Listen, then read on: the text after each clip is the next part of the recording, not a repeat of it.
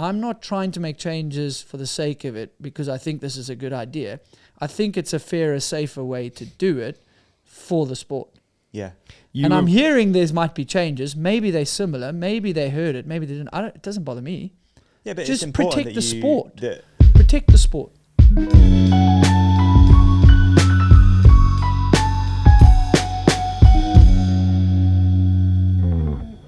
We're on. Welcome to the show, Andrew Neethling. Look at Finally. that. In person, this is nice, man. This is nice. This is My lovely. virtual friend is in person. It's quite cool. Is that a non-alcoholic one? Oh, shit. Oh, I remember my first beer. in the first 2 seconds. Oh, no. Oh my god. This I feel so relaxed for this podcast, dude. Is that set the tone? He literally looks like Olly, he's pissed himself. Is that set the tone? Yeah, I think so. That's the tone. I For feel how so prepared and relaxed. professional you That's- were for me. We're actually 3 podcasters, right? Yeah, this should be good, really. It should, shouldn't it? I'm glad you ironed your shirt. You really are taking this Oh, seriously don't, to have mate. me on. Don't. Whose channel is this going on, by the way? Is this going on the Ride Companion or is this going on Moving the Needle? Depends. I think it's only fair it goes on yours. We're in your studio. Well, yeah, agreed. I just did the clicker board, but then also I feel like there's less pressure to actually ask any useful questions if True. It's going on mine. Yeah, exactly. Yeah, I can be so lazy then. Yeah. Let's you sit back and wait. Shall for- we? Yeah. Should we just be lazy? Yeah, we could just hang out. Couldn't That's we? not like you.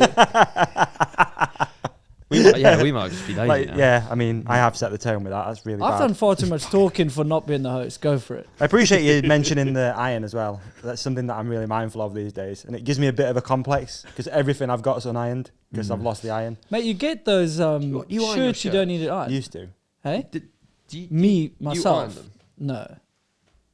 Do you at home? Does someone I iron them? outsource that. Is it outsourced? Mate, you guys outsource. You've got Doug. Do you film your own podcast? No, you outsource that. Yeah. I outsource it. Yeah, there's levels to the game. Ironing's Yeah. Hey, anyone can iron. hey. I have do you ironed a iron your shirt. socks? It's a prop. What? Do your socks get ironed? No. You'd strike me as someone who could iron could have iron socks. Watch yourself. Dude, thanks for coming. You're probably quite tired because you've just done the world's largest mass start.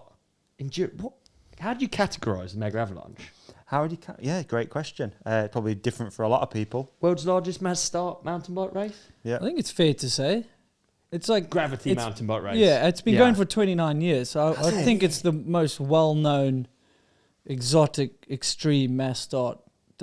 I think it's a Cool with downhill race. It's a bucket list. It is. Yeah. I've one told for everyone. any mountain biker. I think. Have you done it? No, it's Have not on you my done bucket list. I haven't done it. No. No, it is on my bucket Yeah, list it's on for mine. sure. It is on mine. Yeah. Every year it comes round and I'm like,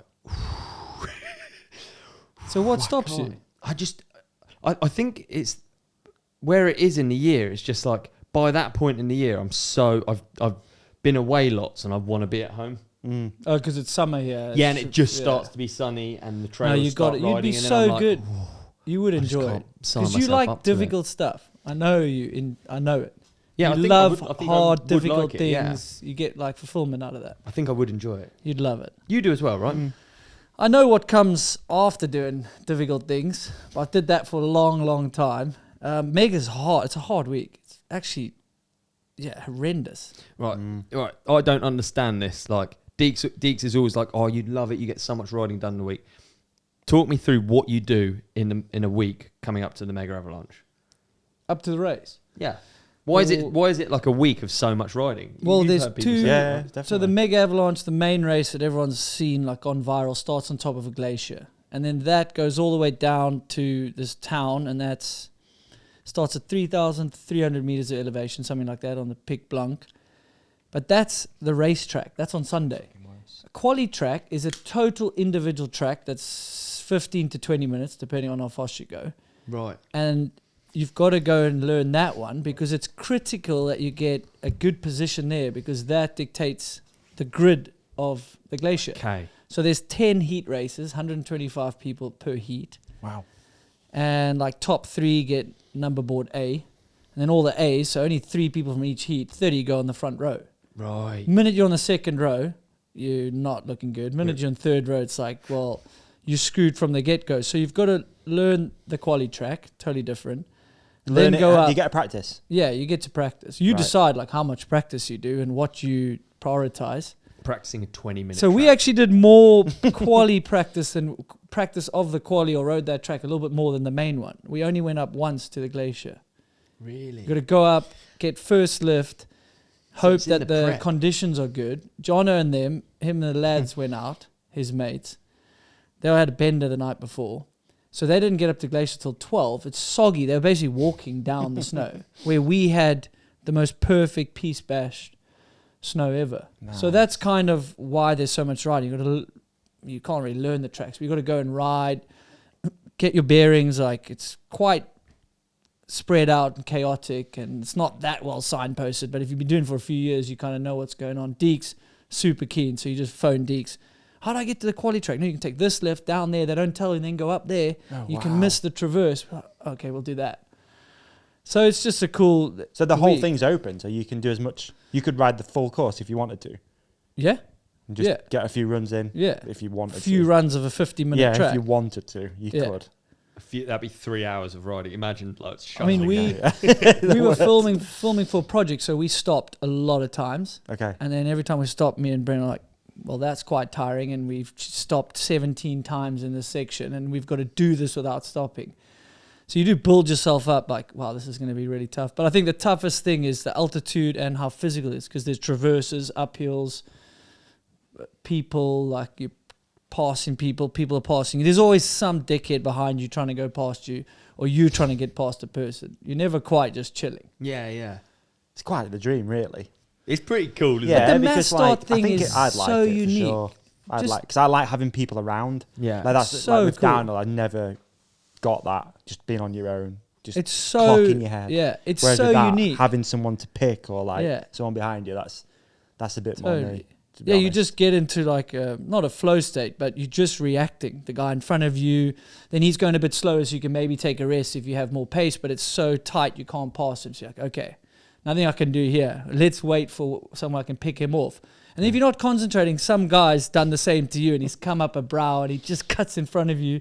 So now you've lost another spot, and whether you're there to win or not, you don't like getting past. Oh, Yeah. mate, I can picture it. You're a World Cup veteran. You know you're quicker than nearly everyone there on a descent. So anytime there's a flat spot and someone comes past, you're like, oh, is someone I'm going to get stuck behind. Is that how it feels? Yeah, a little bit for sure. It's just so unique. You're right. It is a bucket list thing, and I haven't done it for 15 years. I did it once, and I did the one in Reunion Island. That's quite fun as well. And I kept telling people, like, if you ride enduro or downhill, you enjoy trail biking, just go and do it. It's just so unique. Where do you start on a glacier? The main race is whittled down to 500 people. Mm-hmm. Unless you're a pro and you got good results, or you entered super early, or you know someone and you beg, borrow, and steal for a front row of the quali, then you got a good chance to get near the front. You can be buried in the pack, and that's actually the best part, Yeah. because it's just Passing chaos. people's more fun. Absolutely. Right. So where did you start? The quali, luckily we got front row, For the quali? next to Killian Brown. Right. Okay. Nice. I was like, oh, okay, well, this isn't going to go well. I'll just follow you then, because he still like focuses on a few select events, and he does his projects. So I was like, okay, well, I'm just going to follow you to the first snow bit. And the quali is like a maze. It's quite a few tight turns, and it all funnels single track in the turns. And then it goes into, they call it the moon. It's just a bunch of flat rock and snow patches that are soft. Yeah. And you can go 80 foot left, there's a line, or to the right 80 foot, and it just goes like this. So you've got to figure out where to go. So yeah, I came off. What did you use to figure out where to go, other than Killian? Well, yeah, in the main I North used Star. Killian. No, but you go up and practice, and then Okay. So I went far left, Brendan went far right. You know, Laurie, he tried to go middle. He just jumped onto the snow. Bike just disappeared down, straight down, over the bars, whacked his chest. So, okay, we're not going there. So that line's ruled out because Laurie crashed. That was Jono as well. Did that, didn't he? Yeah. Yeah. So then we went back up again. I said, Brendan, I'll go far left. Just like old days. You go far right. And by the time we got to the moon, I was hit. He's like, okay, it's far left. So decision made. And then you just figure out which one's going to work best for you, I guess. Wow. So there's 80 foot between those two lines. Yeah, it's huge. So the feeling of like, do you get on a race course, or if you're trying to go quick, I have that feeling of like, what if? Like, if I get something wrong, it really, really bugs me. Like, oh, I went outside of that route and I'd aimed to go inside of it or whatever. Whereas when there's 80 feet between lines, is it like that? Is it like you come out of it like, oh, bummed that you've lost some positions or... Not on like small margins like that, but the snow I messed up in the quali. Like I didn't carry speed, I drifted. 3 people passed me. I'm like, this is the most critical part of the quali. Is probably the first 2 to 3 minutes sets like your position, and it's very tough. If you lose like 30 seconds and you're in 10th, Killian's gone. He's got clear track. And the second guy's probably getting dragged by him. I don't have the fitness or the talent or skill level to like make up 7 spots. So it was so critical. So I messed that up. I think I came 5th in the quali, so I was then B. Bren got 4th in his. Jono was 3rd. So Jono was front row. On the glacier, it's fine. You're on second row, you're like kind of sneaking ahead. If you're really good on the, like the go, you can get ahead, and there's going to be a pile up. So it's like a lottery on the glacier. But they took us up. Unfortunately, the weather came in overnight. Yeah. They've got to be safe. So we went back up to the quali track. So we did the top half of quali, into a big climb, into the bottom half of the main race. Okay, so it was a different mega this year. Yeah, unfortunately, like it's totally different course. Yeah, you do go up for the glacier because of the danger there to can that. So it's way more physical, and then the start's way more crucial. But because we were buried in the pack. Me and Brent went on to the first crap snow, but 40th, maybe. Trying as hard as we could, like to get just funnels into a single track. It's really... Yeah, that's luck of the draw. I mean, you earn your spot to be in the front, but the glacier would have been a lot more entertaining and more chance. Like, we weren't there to do anything special, but I guess once the gun goes, you're like, well, I'll do as good as I can with my potential, It's funny. You can't help it, can you? No, you can't. Like, it doesn't bother me. But there is that little switch. Like, if you're there, you might as well try. Try with what I came with, what preparation I had, and who's there. But I wasn't going to risk like life and limb, which some of these guys are. I think there'd be little cues as well. Like if you're following someone into turn and you see them hit it bad, you're like, well, I need to not be behind this. I need to be not behind this level of cornering. Down the bottom was frustrating because then you don't want to be rude, so you see that, and it was super slippery. Like, not comparing it to Leger, what those guys were riding, but the lack of traction. It was an ice rink down the bottom of just clay. And I see this guy's kind of struggling along. But I mean, he's ahead of me at that point. So he's clearly done well on the snow or passed me on the uphill. And I was like, please move. 4 turns later, I'm like, I can't go much slower and have traction. So I'm like, this is not helping both of us. Then there's a guy behind me, move, or in French. I'm like, don't want to be rude. I promise it's not me. There's traffic. Like, someone hit a red light here. It's not me. So like, it feels like 20 turns, but it's probably 10. I'm like, please move. Whether he was trying to move or he just messed it up, we're top of this steep chute.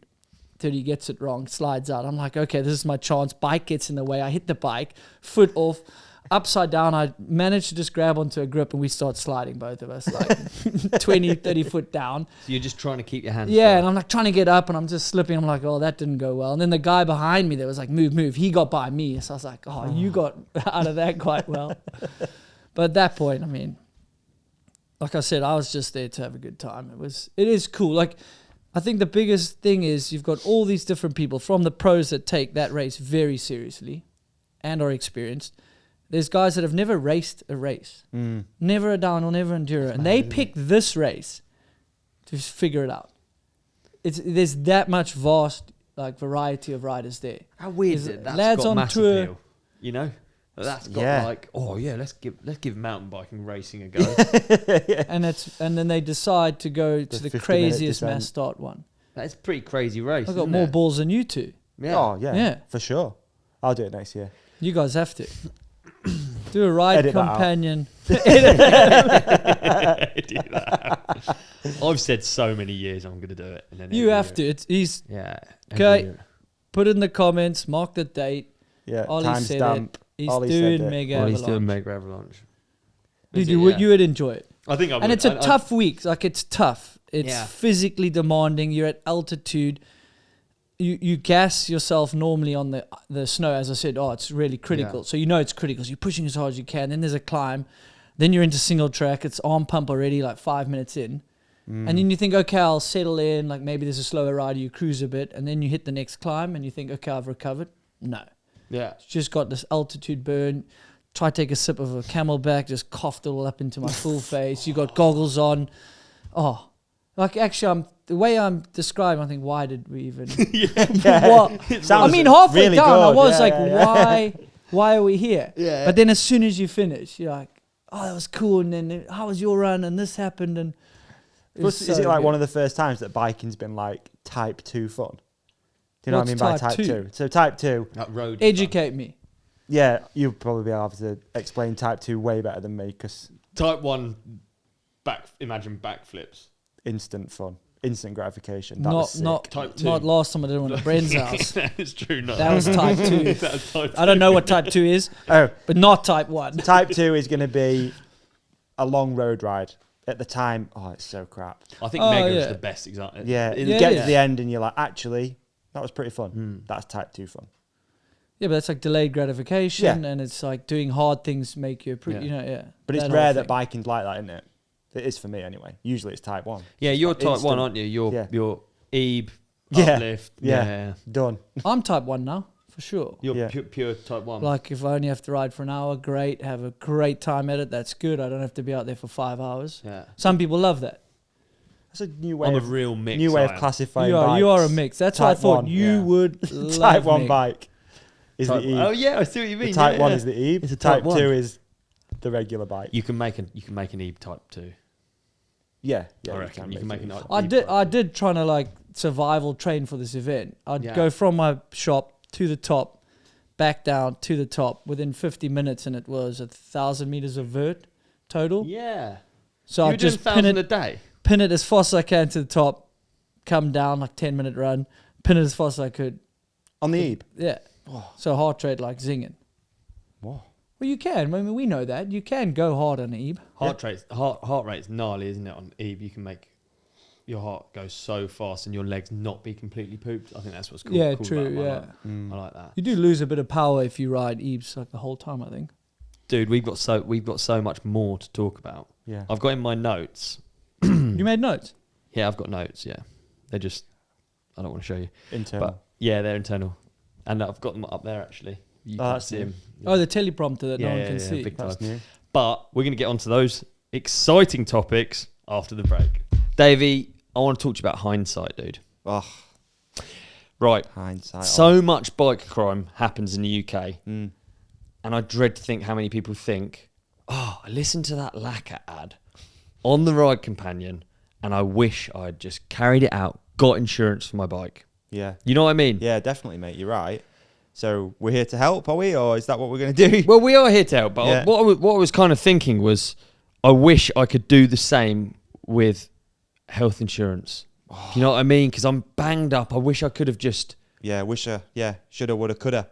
That's how I feel right A lot now. of people live shoulda, woulda, coulda. Yeah, and so many people do with bike theft and like I am right now, wishing Hindsight that is a gnarly thing, isn't it? It is, Sometimes dude, you're like, yeah. let's say, unfortunately, you have a bike stolen or you get injured and you just think, oh, imagine that time when I was sat in a chair Yeah, on the website yeah, ready to do it, and all I needed was maybe like a bit of a nudge, a bit of a deal, yeah. which we can offer. Well, for bikes, obviously, Yeah. you go to LAKA. What do you do for health? Because that's obviously Well, yes, you can also go to LAKA. I didn't know this either until recently, dude, but LAKA now offers health and recovery insurance. So, What? do you want a couple of facts? I'd love a couple of facts. It's not already in my bike cover, is it? It could be. Depends which bike cover you've got. Okay, It carry could on. be. So it's a new kind of recovery policy for mind and body, Right. made with cyclists in mind for less than an Americano a week. Depends where you get your Americanos from. They're only like What? A couple of quid? a couple of quid. Cover that goes wherever you do, which is worldwide, like you, Mr. Worldwide. Oh, thank goodness. The I didn't want pitbull of to. mountain biking. I didn't want to ask a question. Yeah, okay. Thanks for doing. answering. Cover that does whatever you do, which is cycling. You. I like cycling. Yeah. Skiing. Not got the bunts for Maybe. skiing, but maybe one day. You never know. Hiking. Hiking. I like hiking. Like I've been doing a hiking. lot of it lately. I'll tell you. Surfing. Surfing. I'd love to be able to Big surf, but I surf need to guy. swim first. Yeah. But it's good to know. And jet skiing. Jet skiing's on there. Are you serious? Yeah, you got a jet ski. They put jet ski on there. Yeah, you got a jet ski on there. It's 5-star claims experience, home or abroad. And it's made super simple, dude. All you have to do, head to LAKA.co. Obviously, we talk about LAKA.co quite a lot. LAKA.co. They do the best bike insurance. It's made super simple. They flipped insurance on its head, okay? Mm-hmm. They don't charge you a fixed sum every month. You only pay for what the collective has sort of, what would you say? Dealt with. Yes, exactly. So you And the same goes for health as well, does it? Same goes for health as well, does it? Wow, Yes, that it is does. a cool model, that is. Yeah, really cool. It's, mate, I love LAKA.co. I'm glad we've got them back on board. And we have got a bit of a deal for the companionship, right? So all they have to do, head to LAKA.co to sort your bike insurance out. Enter the code RIDECOMPANION30. What is it? Ride Companion 30. Is that lowercase? Uppercase. All And it's up. on screen. It's flashing red and blue. Oh, yeah. That's Ride Companion 30 at LAKA.co. There you go. And what do you get for that? What is it like? What's the offer? You're going to get 30 days free bike insurance. Free. So for 30 days. It's free. 30 days, you have 100% peace of mind for free. Man, it's a dream, really, isn't it? It's really good. Yeah. You could be really cavalier. Yeah, you in those can. 30 days. Yeah, you shouldn't be. No. Yeah, good point. But you could. So yeah, that's 30 days, free insurance, bike insurance, not health and wellness, with code RIDECOMPANION30 that's flashing red and blue at LAKA.co. Amazing. So good to know they do health insurance. I'm going to get that added onto my policy right away. And we're back. What a break it was. Fantastic. What a break it was. Should have used it to get changed, but turns out I didn't. Still sat here wet through, covered in beer. So, another race went on. Yeah. Have you already? You're absolutely gassed it. on the other. Oh, Leger. The J went on. When's this coming out? This week, probably Wednesday. Oh, wicked. Yeah, probably Wednesday. So, Leger just happened. I haven't had a chance to watch it yet because I've been driving down here. Well, you only really have to watch one run. Dude. Is that true? No, I'm being... No, actually, there's Well, I think you It's can do just- that the last couple of races, right? You could last probably- two. Yeah. No, I'm being silly. whole 30. Don't There's cut- a good reason why the whole 30. Don't was, cut that out. Everyone is riding incredibly well. You just have a guy doing some crazy shit at the moment. Really crazy. What is he doing that's like not obviously so crazy, but why is all of a sudden Amaury just hit this form? Do you think? Have you got any insights? No, it's not. I don't think it's all of a sudden. Maybe it's quicker than you thought he would coming back. Yeah. Being away for a year. With a head injury. Yeah, neck and back. That's hard. But the way he crashed was unlucky. You know, just looking back, I mean, I don't know what he went through mentally. It sounded, dark. You're going from top of the world, winning races, winning championships. And he had a really unlucky crash to have such a bad injury. So I don't know if there's sort of, I was pushing too hard trauma of the crash. It's more just like getting back. And it's tough coming back. But I guess I don't think he expected to hit this type of form so quick. I'm sure he hoped to get back. Yeah. We're not surprised he's back to winning. Do you remember what his results were like at the start of the season? Yeah, Were we top 10? Off the top of my head, Fort William, I think he did sneak. I want to say he snuck into the top 10. I mean, tough for me to just pull it now, but he was disappointed with that. Right. It was the So that- anniversary, wasn't it, or something? It was like Yeah. exactly a year. Fort So William, that pretty shows you if he's the first race back at Fort William, a little bit. He seemed like a little bit despondent, like shit. Okay, like am I going to get back to the podium?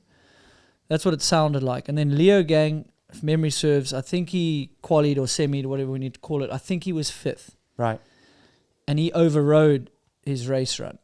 So then, to me, he didn't quite know the level to go from semi to final. Right. And I think he attacked too hard, made some mistakes. But that's good. That's learning for him. He's like, okay, so that's a little bit pushing too hard. I'll make the mistakes. He adjusted that. And then Val de Sol was just this perfect storm. Him getting his level correct, how hard to push on a gnarly track, committed. It went so right. Other people made mistakes. Other people were more conservative. And you had the chance for him to put that time into people. Yeah. If he didn't do that, Dak's run it is world class. If Amaury wasn't there, you go, wow, Dak, that was an incredible. You won a World Cup. The way you did it was amazing. You looked composed the whole way down. I mean, you've got the top guys scratching their head, then you know. Yeah. Like it's something special. Yeah. It can happen on a longer track. Okay. Val di Sole's not the shortest track, so time can be longer. Time deficit can be a bit bigger. Yeah. The conditions play into your favor. If you're willing to risk a bit and you get it right and you have the skill and the fitness and the bike setup, all those things, it can happen. Wow. So that was Val di Sole. Yeah. You didn't expect to have it happen the very next week. No. It was another perfect storm for him. Okay. To me, it seems like success before injury and after injury. These ones seem like there's some. Is there potentially something in like maturity, like racing maturity? So you kind of. I feel like when I used to watch, he used to make a lot of mistakes, and he was like right on the ragged edge the whole time. Obviously, he still is, but like it seems like he's got it now, doesn't it? He seems he's worked it out. Yeah, I think that's fair to say that. Like you get maturity, things can go either way. Like it can be traumatic to come back from injury. Like, yeah, you know, he's used to winning. He's used to going that quick. And I can't speak for him, but maybe some of those injuries he was having before the neck one, which was actually unlucky, he's had some really big ones. Yeah, that could have been bad or were bad. So maybe there's that level of maturity of when to push, when to get into that zone. And I think, you know, with time, like I said, there's maturity. He's probably grateful to be back. He like lives to win races, right? It means a lot to him. You can see when he finishes, like how stoked he is with the run. Like I think he could see the time, but I think he just knew the way he delivered that run in those conditions. He seemed happy as well. So again, I can't speak totally for him, but yeah, maturity helps, the experience. It's really impressive to see, and I think he just wants it so much more. When you're forced away from something, then you realize why you want to do it and what makes you happy. And his attitude in Leger was excitement, happiness to go up and sort of have the chance to deliver a run in those conditions. Whereas someone was like Loic, you would guess, and it looked that way, he was protecting the overall, as you would. A lot could go wrong there for him. Do you know, I kind of think as well, if you hurt yourself whilst you're like peaking and winning races, through the injury process, I doubt you really stop racing World Cups. You might be at home or you might be in the pits, but you're still racing the World Cup. You're still completely there in your head. You're imagining your run. You're like, great point. Yeah. So he's still, you still end up like growing, don't you, through... Did he miss the first year then of the semi thing?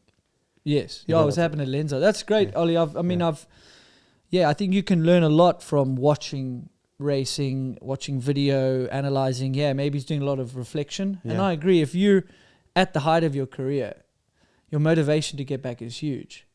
If you're at the tail end, I mean, that's a big push to get back. Yeah. But for him, he's like... He's right there. He wants to get back. So every physio appointment, all these doctors' things, and he's going for... You've got this big carrot. Like, not... For him, probably, I would guess, like, yes, get back to racing, but maybe as soon as he knew he was going to ride again, it's like, get back to winning.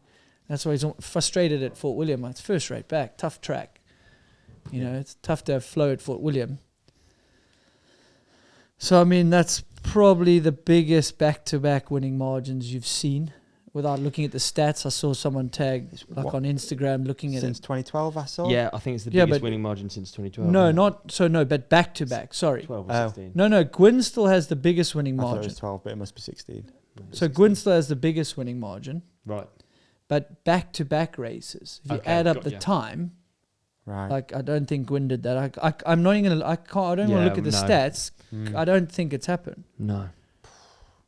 What's it going to take to stop him now if you're a rider and you... Well, I think, I think those conditions help the other riders. If I was another rider, like you're always, I'll be honest, you do often look for outside influences when your race doesn't go well. Yep. And then you look internally if it does go well. It's not always the correct way, but for sure it's like, well, the weather, I didn't push, I was protecting the overall. Finn had some really good splits. Conditions, you know, he had a mistake. Like, do you lose confidence at? Not really. Yeah.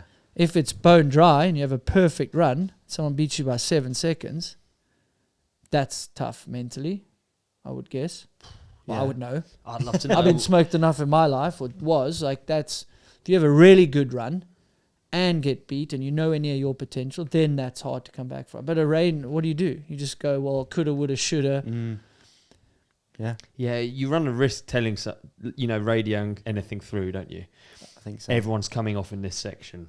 You don't want to tell someone that, do you? Or, No, you had to hear, man. Or like, be safe through this section, or like, how do you even word it? It's like, becomes so scary how you would word it. Yeah, but we've had this chat. Hey, like, you're worried about giving input at the wrong time, and Yes. I am as well. This race was very unique. So, like, the new technology and the riders watching the live broadcast at the top, because the last practice run was bone dry, as good as the track's probably been. Then it started raining. You say riders watching at the top. Is Yeah. that a new thing? If it's a bone dry track, and I could be wrong, like I never wanted to do that. I didn't want any more input. Like, I had my race plan.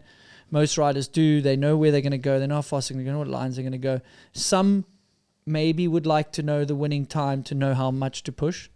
Every rider's different. Yeah. This run was very unique. Amaury speaking to Remy Pierron about the lower section, and Remy saying he's going to go conservative, and then he did the high line. That's Remy Pierron. He's just another beast on a bike. So then this race, normally, do you tell people? But you have to. You say, hey, use it how you're going to use it. But 8 out of the 10 women crashed. So it is slick. That's a tough one. And then most of them crashed in the lower section, all trying the high line. So whether you think you can do it or not, like, maybe just go safe. And then Greg decided to go down low. And bar Remy, everyone went down low, and most people made it if they went low, kind of. So you had to use that information. You had to give it. You had to risk getting in someone's head. So those guys were trying to take as much information in, and then you decide what to use, what not, and then you have sort of a race plan. But in those conditions, it's more feel the first turn or two, or at least what I would have done, or some of them seem to do that, minus Ronan Dunn. Yeah. He didn't feel the first turn. No, He he felt the really ground. did. Still got 8th. Yeah, that's insane. Yeah, so that's his strategy. Feel the first few turns, and then you build from there, and you just sort of react. Yeah. It's really, really cool. It's really core of how racing could be, you know. It's kind of back to enduro, just like figure it out, new track, haven't practiced it. I absolutely loved watching this race. And I have to admit, a big part of it is because of your fellow countryman, the GOAT. Yeah. Just to have him in the mix and to have him sat there from the start made it so exciting for me. Like, dude, I was like messaging people. I want Minnaar to be up there. I don't want to see. So what is that? Just because it's so unique and ridiculous that he's still there? I'm the It's kind same. of- Like, it's kind of that, like, but you it's- can't be bummed. Everyone was so stoked. Dude, for it's it. like for being into the sport for so long, it's like all of the main characters in my mind, I want them to keep doing well. I want these young guns to come up, but I want some sort of solidarity. I want there to be a Greg Minnaar there. I want, like... Yeah, it'd be tough when he's gone. Yeah, you've grown up supporting racing with Brian and coming to The races, whole and Greg time. was always there. So he's Every a race talking I've point. followed over yours, Brendan's careers, Greg has always been there. He's always been a fixture. And then to me, it was so exciting having him sat there in the hot seat for the whole of the top 30. I think it's cool too, obviously, because he's moved teams and all of that, you know, learning more about that with Alan being in here and like how much went into it. I guess I definitely felt a little bit of like, a bit bummed out for him at the start of the season. It's like he's not really getting the results he was after, maybe a little injury at the start of this year and stuff. And then boom, podium, you more feel it. I'm more like, for him, I'm just like, it must be a weight as well. All that development, you're emotionally all that money, attached a bit, right? You were probably a bit attached to it with Alan. I know he was in here. Yeah. They put a lot of work in. Yeah, you don't... He's obviously looking for that Cinderella-like story, right? And he almost doesn't want to let it go. And the way the season was going, it's like, that must be so tough. Because eventually you got to say, hey, you might not get the Cinderella story. You know, he was probably hoping for that on Syndicate. It didn't happen. Yeah. Then he builds his team. A lot of work went in. I mean, you want... Cinderella. Mate, how hard is it to stop? How can you stop? I know. How can... What do you no, think I the- don't blame him. What do you think the Cinderella ending he's is? on the Is it podium. like a last World Cup win, No, I or think, is it? I don't know. I can't speak for him. I think if I was to give him any advice, I'd say this could be it. Like anything else is a bonus, you know. Like this is cool. Yeah. You know now, but he'd be seeing more now with this. Third's going to give you confidence. That was a really good ride. True. You can talk whatever you want about conditions. It's better in some places probably for him. I think he'd admit that. And worse in other places, for sure. And him going down first, yes, we just spoke about Intel, but you had the ladies' Intel on a track that was different, way different to Amaury. And then Greg's getting it a bit worse than the ladies, but a lot different to Amaury. It was a really good ride. He's always good in those conditions. Like, it's just impressive. Yeah. So what you would think now with Worlds and maybe he's feeling strong now, he's got a bit of momentum, confidence. Like, okay, now the monkey's off the back. We got a podium for the team. Thank goodness. Otherwise, that's a lot of pressure. A lot of money went into that. A lot of hype and drama in the off season. It's like, okay, now that's settled. Now we can go racing. And he's got 2 months off, which I think will be good for Greg. It's a long time. Really good for Greg. More recovery, more prep, bike time. Andorra's a home race. But you got a lot of Frenchies. Why is the break so big? Is it Olympics? Is the Olympics? Yeah, Olympics and Tour de France. Gap. Oh, because Olympics and Tour de France. Yeah. That's what it is, yeah. Okay, so it's Andorra, then World Champs. No, Andorra is the World and then it's off to Canada. Yeah, and then Ludenville, then Canada. Okay. Wow. Yeah. Oh, it was so... I really think How it can was you so not cool. like... How can you not like that? Yeah, you got to root for the dude. What's your... It's actually an underdog story because he's... Yeah, it's so ridiculous. It's That's so crazy to say effing underdog, old. but yeah, totally. What's the age difference with you? I think 3 years. 3 years. I'm turning 40 this year, and he's... I keep forgetting. Like, I think he's turning 44 in November. Mate, is that not mind? Is that real? I think he's... No, I just said 3 years. Is he turning 43 in November? I think he's turning 44, but that's just... I don't know why. But it's that absurd. I can never set a number on it. He's 40... Just say it. He's turning Bro, it's 43. way more pro when he says something out loud because you got to produce it. Like, hey, what did you say? Jamie, I mean Doug. So he's 43 already. No, he's about to be 43. He's Oh, about wow. to That's be what I said. 42 43. now. So Okay. he's 3 years different to myself. So when you Dude, imagine you'll lining get up there. now, I can't imagine it. you really can't. No, but like the recovery. Like at Mega, I didn't feel this when I was 25 the next day. Okay, that's It's the just- Mega. When the you body deteriorates, man. Dude. Recovery takes longer. the Mega is different though. So you remember putting together No, a but I race just- run right on the edge. But can you imagine now putting everything onto a track like you used to week in, week out? Oh, you Like- mean risk-wise, not Yeah, physically? because the pace has realistically gone up. It's like No, I can't. like That's the- why we're sitting here. Yeah, you just literally can't. No, well, if you stay in it, I can picture it. But I don't know, stepping back, it's just so difficult to think why you would want to keep doing it. But I've said it before, if you're Greg Minnaar and you're used to winning and you have a bad race, you get 5th.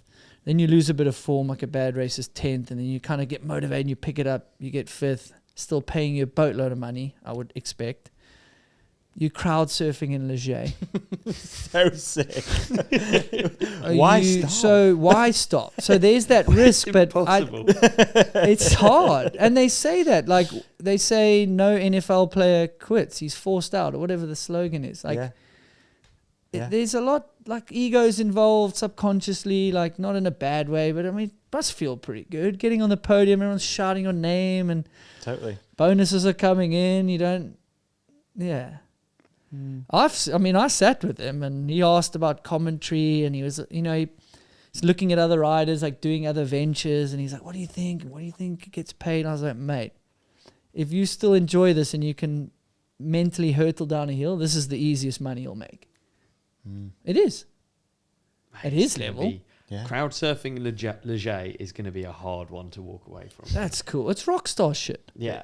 That's what I thought about it when I saw that footage as well. And he I was didn't like, even win, thank but he's God like, that's I'm what getting it on is. this. He didn't even Like- win. No, he's like, I'm getting on the crowd. I earned Yeah. it. I'm 3rd. Whatever. It's just so as he should. sick, like to see fans that hype, to see all of it. I think Leger seems to be the World Cup where it's like, Oh, speaking Bigger. of that, if you two don't go to a race in person and it's not Leger, you're messing up as well.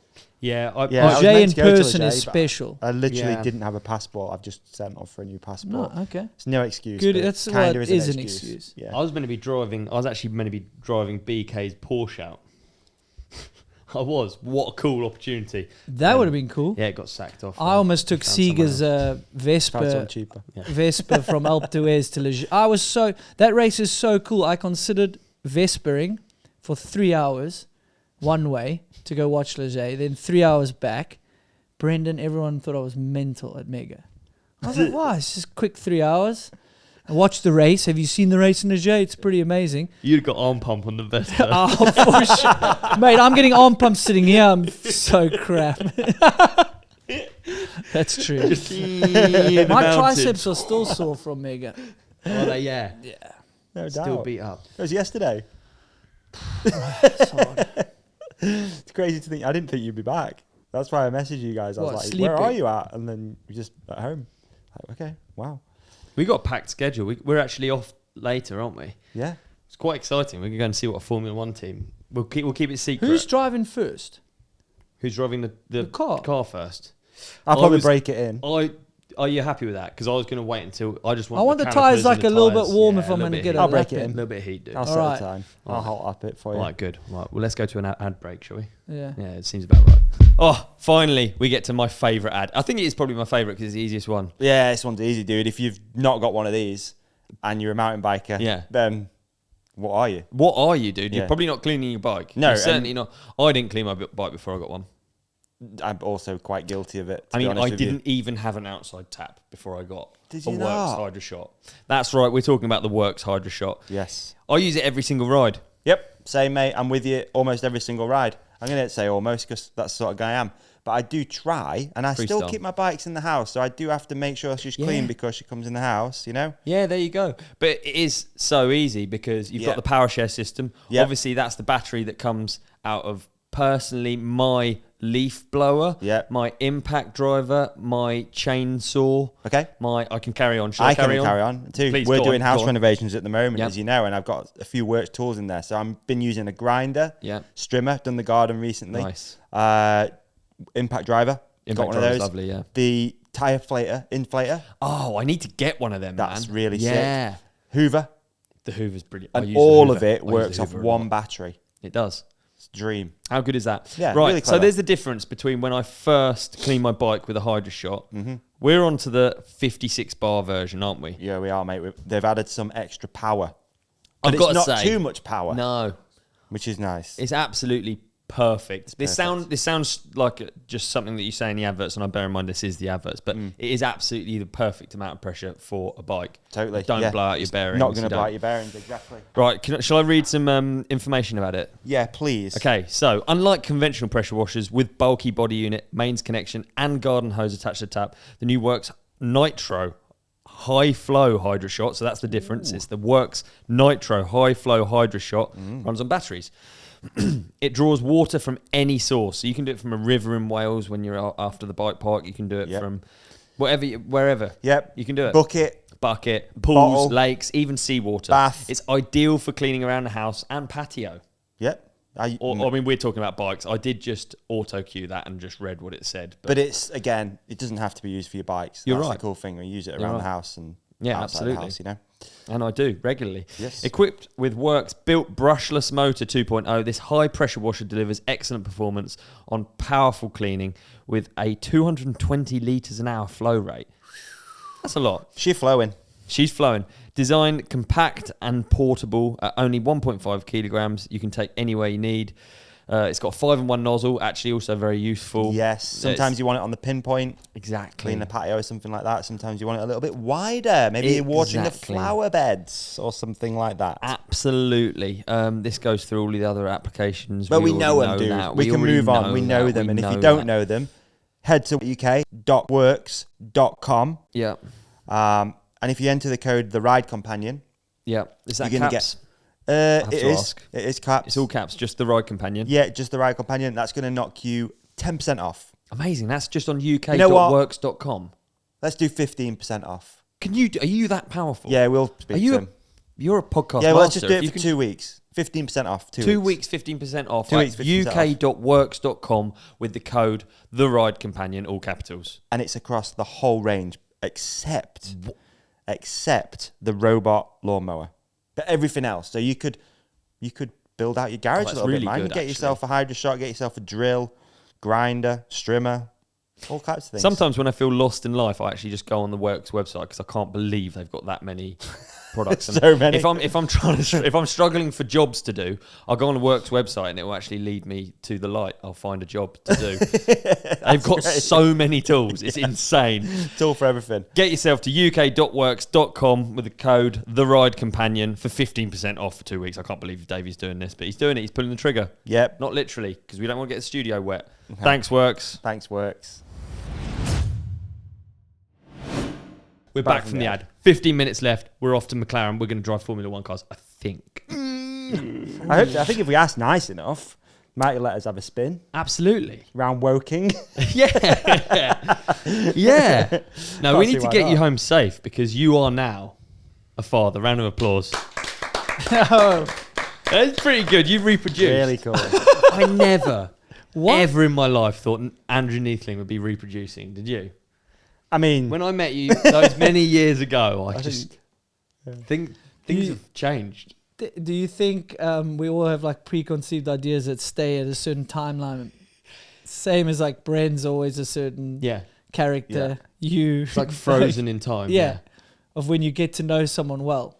It kind of is, isn't it? Kind of is. Yeah. You What's have your- that with your schoolmates. Like we Yeah. still have the stupidest jokes. We literally, most of I my always mates look are at 'em. dads. I'm always looking at him and I'm like, you can't be that age. Who? Brendan. know anyone that's like a friend from school Yeah. or something. And I see them as like when you knew them when you were 14, 15, 16, whatever.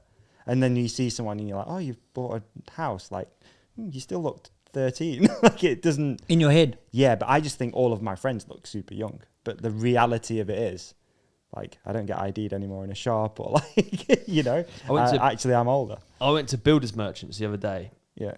and there were these two dudes from my school that always used to hang out. They were in 2 years below me. Went to the Builders Merchants, and in the yard, there's just this guy, biggest beard, just looks like proper burly dude, smoking a cigarette, and he's like 2 years younger than me. And it was him, and he's hanging out with his mate, and they're doing the job together. Really cool. And I just can't fathom that I am Yeah, it's 2 years crazy, older. isn't it? You know, they're just like proper dudes. I'm older man, than man. Deeks. Yeah, That's quite scary. that's Oh, scary really? Yeah. for you. You're older than Deeks. Yeah, Really?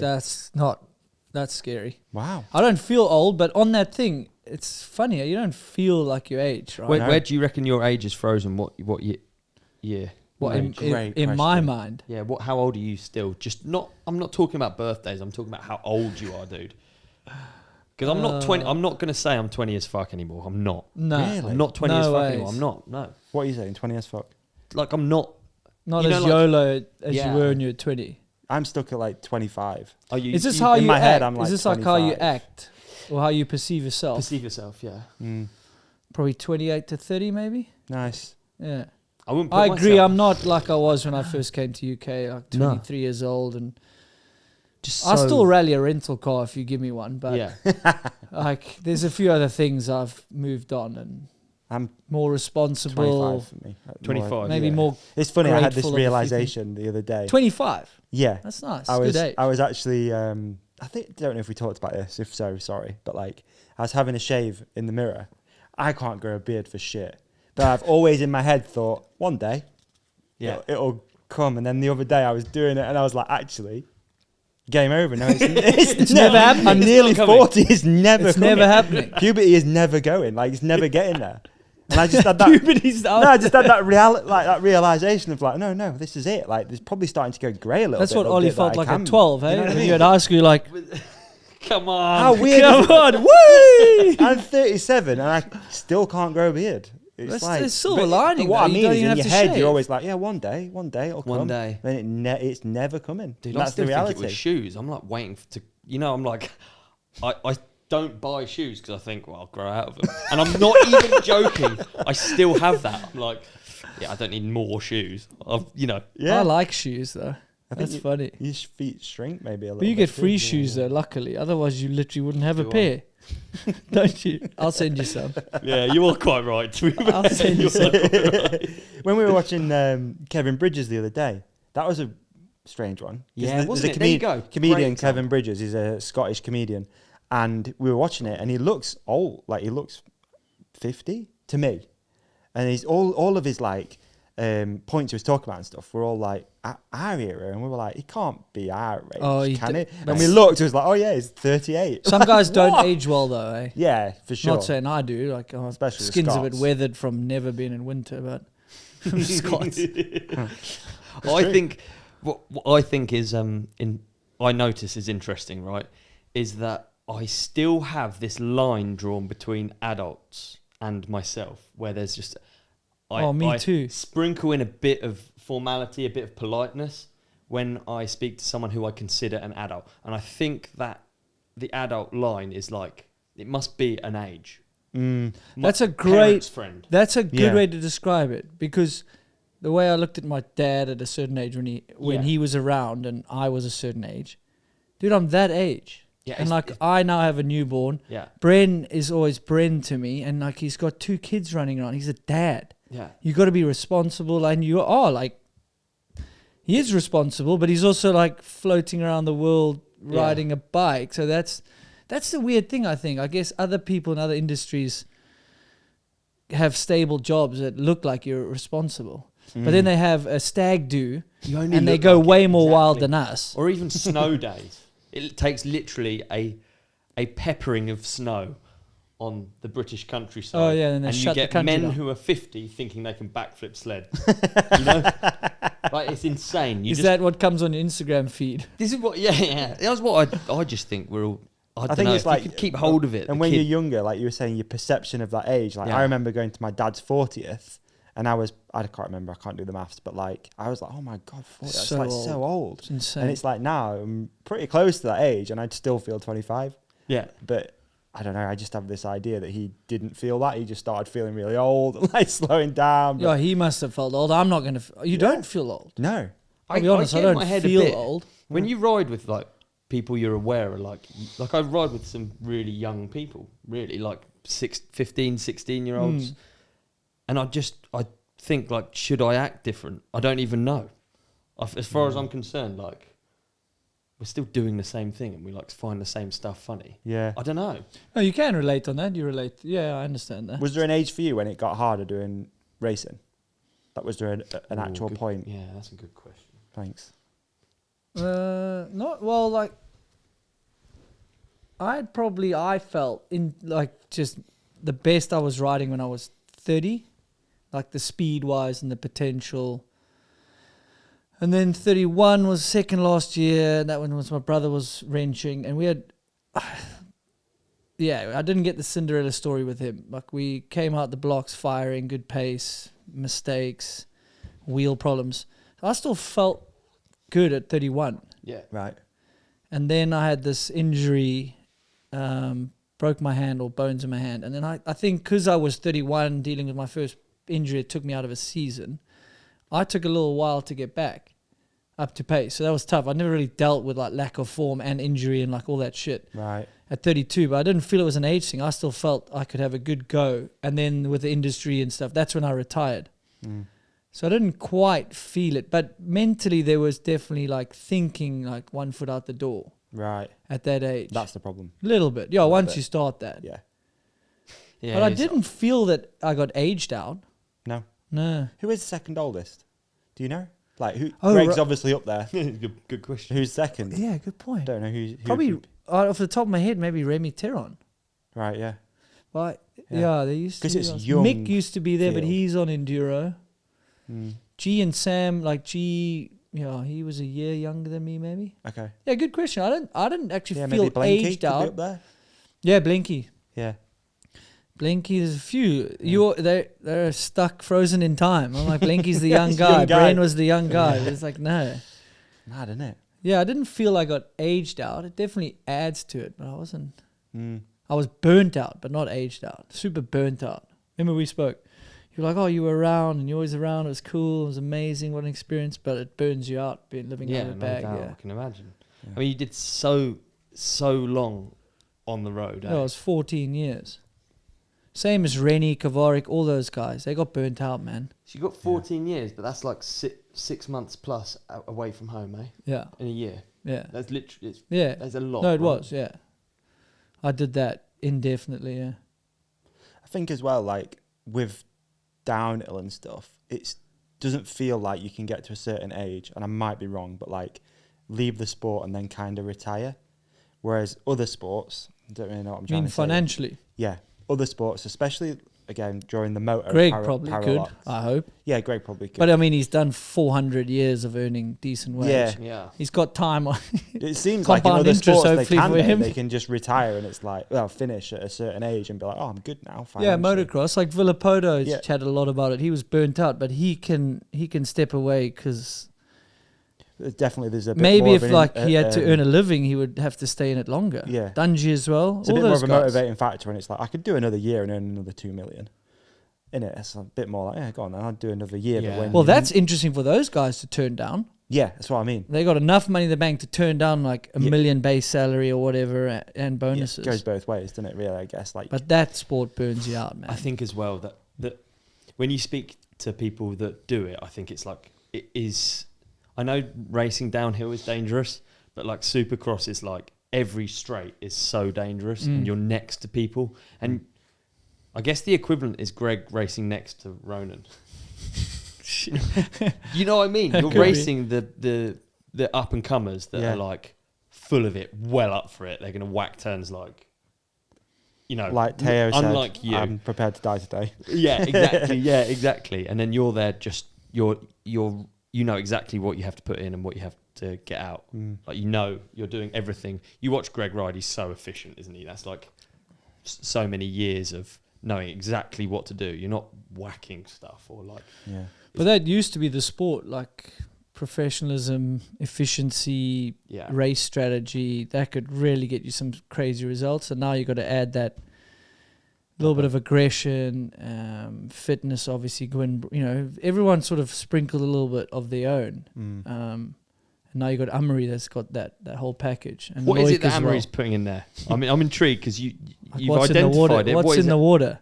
Yeah, but what's he adding? What is it that he's adding to a race run? When you watch that race No, run, I think it's just all those things together. Okay. He's got it's just a full package right now, including the bike, the fitness, the technique, the skill, the drive, he wants it. Dude, you have to want it. You have to believe, and not everyone can have that self-belief. I think he's it's so building confidence, and then he's now got confidence. Yeah. But you got to have some serious self-belief to, believe.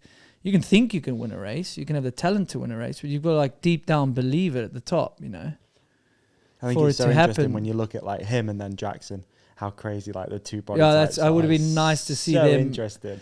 Next year's going to be cool, It would be nice to see Jackson because maybe we were thinking Jackson was going to maybe have some races where there was time into the field. Yeah. Hopefully he makes it back for one this year. I don't think so. No. Those knee injuries take so long. Such a bummer. But he's so young, like maybe it's just going to be fuel. I don't think it'll slow him down. No. Not when you have injury that young, eh? Yeah. Chilling. Hey, we used to have a section on this podcast called Watching and Listening. And I'm just going to drop a watching because it's kind of along the same thing that we're talking about, but it's called Sprint and it's on Netflix and it's about 100-meter sprinters. Oh, wow. And it's obviously, if you think how like nuanced and how many variables there are even within downhill, it's like a ridiculous sport to psychoanalyze. With sprint, you've got 100 meters of track and you've got 10 people doing it. It's so cool watching. You would love it, this series. I'll watch it, yeah. It follows all of these athletes and it's just like, because really what you're measuring is like personality type. We're all aware that they're lining up. They're the quickest in the world. So now you're just putting personality against personality, like who can deal with pressure, who can deal with those 100. Yeah. Oh, mate, it's really, really cool. I think it says a lot as well. If you like take sport right back to its bare bones, you could argue that sprint, all right, maybe fighting is sort of like the purest form of sport. Maybe sprint, wrestling, maybe racing. Yeah, exactly. But you can really kind of build up what success looks like, can't you? You can see what attitude people have in sport that is successful, I feel like. And if you look at the World Cup field, I wonder if there's like, you can draw parallels maybe. Just thinking of it, like comparing the sprint stuff, am I biased to thinking how insane downhill is? Like if you explained it and got people to understand it more. Like think what Amaury did. He'd never even seen the track in those conditions. Think about how much stuff has to go right to do that time. He's done all at Val de Sol, you know, like no one else could ride it that fast. But I'm just There's like no you've got to be advantage to be you've waiting got up to there. you've got to be fit. You've got to be able to ride a downhill bike down the craziest shit. Then you've got to, you know, like prepare your run. Then you've got to be at the top, and you've got one chance to do it. You know, like there's a lot less to focus on in a 100-meter sprint. Like I'm not taking it away from them. I'm but like with you. you've done your training, your body hopefully rocks up on the day, and you've got to get the start good. So there's less things to focus on. You got your technique, and they practice the start. A lot less variable. You know, than like 100-meter sprint. you do so many reps on that start. Like Dude, imagine the variable. walking to the start hut and out of the corner of your eye, you see someone slipping and falling over. Like it's pretty high likelihood. Like the butterfly effect of like a race run. Like what could go wrong? Yeah. Like you should ask the guys in the comments, like, is there a more unique sport we're missing? Like I hope there is. It just seems like it's a pretty fiercely complicated, complex sport. Motocross is up there as well, like the sure physicalities, but like you can make mistakes in a motocross race and still like piss on the field. Yeah, you still if got you're fast laps to enough. recover. Yeah. Whereas with this, it's just one So yeah, go. segue can happen now and later on in part after McLaren if it needs to happen. Have you heard of enhanced games? Yes. Let's talk. Should we talk about enhanced games after McLaren? Sure. That's a solid start. I was Yeah. going to mention it as well. Great I work. think I Yeah. know what I'm doing. Should we go Half check a out host. McLaren F1 facility? Let's go and drive an F1 car. Yeah. Come Drive back. an F1 They would tell you about it. I got a gift for you. Have you actually? Yeah, and I got a gift for you. You ready? Yeah. We got new merch, mate, live on the site right now. Quick unboxing. Where do we start, mate? This is a dream come true for someone like me. Look at that. We have the new TRC X TLD merch now live on the site. Oh, down the sleeve. Look, man. And this stuff looks insane. Trick. Mate, I'm having flashbacks to being a child and just longing over Troy Lee product and stickers. And now we have the Ride Companion logo on a Troy Lee product. I'm a bit goosebumpy weirdy about this. Hyped. A bit much, yeah. Where can we go to get one? All right, so they are live now on the ridecompanion.co.uk. We're going to do them in small through to double XL, which we've never done before, but people have asked for double XL.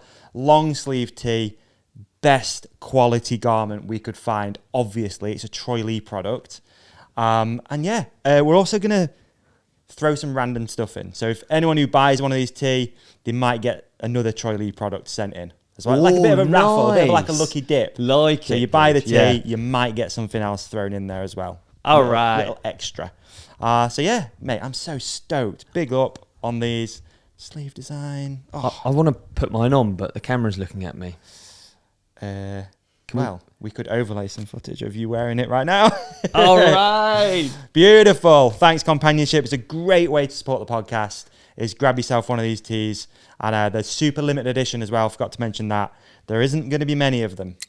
All right. So you're going to be one of around 100. These are collectibles. You could say they're collectibles. Could say it's collectible. Like it. Big up. Amazing. Let's go. Let's get into the episode.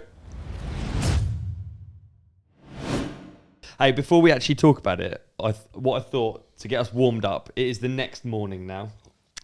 To get us warmed up, I thought we should probably just go through listener questions. Oh, cool. Great idea. It's a good idea because it gets us in the flow of things. Do you ever feel that way? Yeah, get back in the flow, get back in the vibe. I It's appreciate morning now.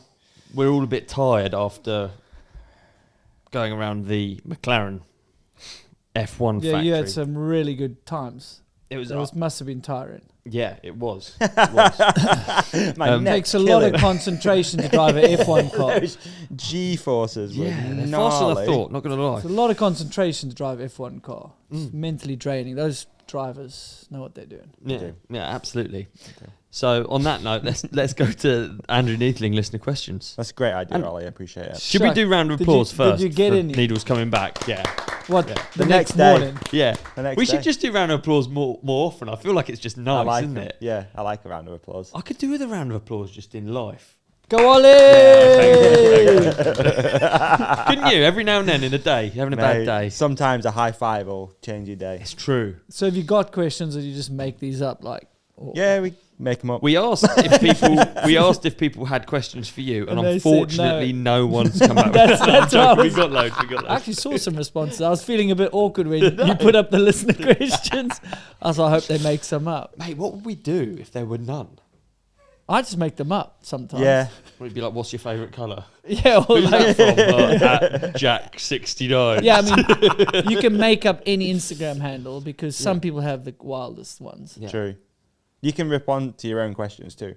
So, you know, on there, you could just yeah, put and it in. And then you just have a bunch. it'd just be there. Yeah. That's All right, true. let's do the actually. first one. Let's see how we go. Hey, this is great one from Joel Liff. Shall I read this one out? Yeah. Dream podcast guest. Advice on pushing your limits on a bike in your 40s. Ooh. I'm not 40 yet, but Mega Avalanche thinks I am. Yeah, true. What? Yeah. Dream podcast guest? That's a brilliant That's question. a good question. Yeah. I guess, yeah, there's a few. But I just think hanging out with Rogan would be pretty... He just seems like an interesting cat. It'll be a good 3 hours. It's an easy conversation, isn't it? Yeah. It's got to Yeah. be with him. Yeah. I always think like how That much. was just quickly off the top of my head would be Rogan. That'd be But great. obviously, Great like, for views on moving the needle I mean, too, isn't it? obviously, that would do quite That'd well. move the needle. yeah, That'd move that the would needle. move the needle. Yeah. Imagine if it didn't. You'd be How like, weird what would it have I done wrong? Oh, what? Just tanks. 2,000. But there's so many. Who would be you guys? this Besides is a me, question obviously, for you. Yeah, what I would mean- your dream guest be? You're a dream guest, dude. This Yeah, that's too what I easy. thought. We could make What this was so the other long. one? This podcast. Pushing your limits in your 40s. Not there yet, technically. Depends when this comes out. It's getting close. It'll be out before you're 40. What about I dunno. pushing your limits on a bike now at your Well, age? age is but a number, they say. Like, it depends what you've got to lose. Like, if you've got a family home, if you've got to work, then maybe it's a bit silly to be pushing Okay. your limits. But I think confidence comes from demonstrated practice, is a term I've heard. And that means, like, if you're struggling with a big jump, let's go back to a small jump that you can handle. Do that a load of times. And you take that feeling, take that technique to a medium-sized jump. And the same goes for roots, rocks, things like that. And that's why I think you guys are so good in England. Like, you've got these short little heels, so you just bang in the same turns over and over and over, and you get touch and feel. Take that to the Alps, you don't feel too bad. So to gain confidence, I think you've got to show yourself you can do it in a non-pressured environment or a non-sketchy jump or drop, and then you build up to it. That's how we've all done it. You know, as kids, you just don't know you're actually doing that. Do you know And what? that's pushing Nichols? your limits, I think, is actually, for me, it's like, it can be planned, you know. Yeah. It shouldn't just be throw the dice and hope things work out. You're really good at putting things in words, I think. I think also, though, I forget that you've literally just ridden, like, the DarkFest course. So you're the best person to Wow, ask yeah. this. Yeah. You know, you've ridden the Yeah, biggest jumps Fair, in the people world. were saying, like, oh, you're an old fart, but you did that. How does that happen? Like, it doesn't. How does it happen? feel Talk that. us through, because you've been going DarkFest for years, but you've not necessarily done top to bottom, eh? When was Not the first time? No, not the first few. I'll be very fair. Like, I didn't feel it was worth the risk for me until I felt, I guess, so comfortable and seen so many people do it. And the jumps, they've built them incredibly. Every year they just tweak them a bit. So for me, yeah, I probably get in my own head a bit. I go, my career's not going to change if I jump DarkFest. I want to do it for myself. And then eventually I got to the point that the 90 looked good. I was out of my comfort zone a bit, but you just weigh up the risks, I guess. And to me, that took me a few years to decide. I mentally said, and maybe this is something to that guy, like, if you're really hesitating, there's maybe a reason for that. And I said to myself, before I get there the first few years, I'm not doing the 90 because I don't want to make an emotional decision on a jump that big. Yeah. And then there Is were that a new thing for you? Like, yeah, would- that's would- a new. would that's like a- younger Andrew Neethling just sent it and worried about it after?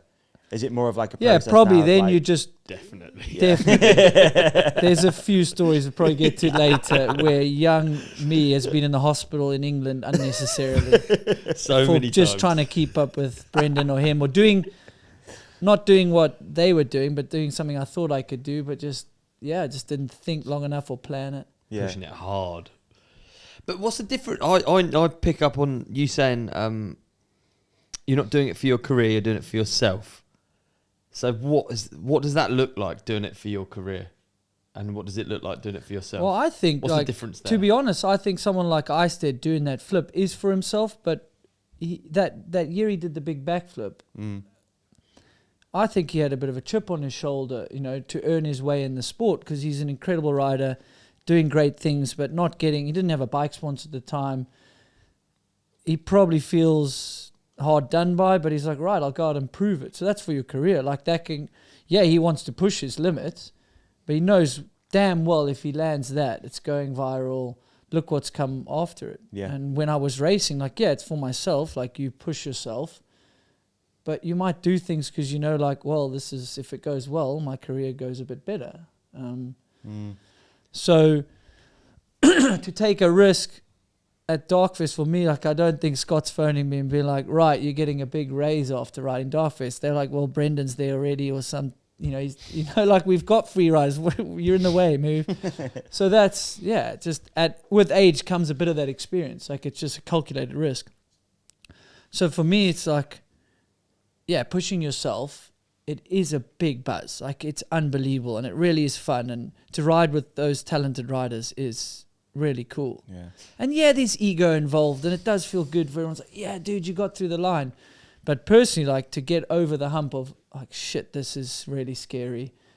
This is gnarly. I haven't done it. And every year you get, problem with that place, every year you get comfortable, probably a little bit too comfortable. Like, oh yeah, it's a little bit windy. Yeah, probably be fine. Like, every year you're riding in more windy conditions when you shouldn't. And then a whole year goes by, And downhill bike gets popped. You get back there and you're just like, oh no. And you kind of have to go through the phase again to get up to being comfortable. Yeah. It's quite surreal, actually. Oh, I hear you fully. I think there's something mega cool about you riding that line that's like, Yeah.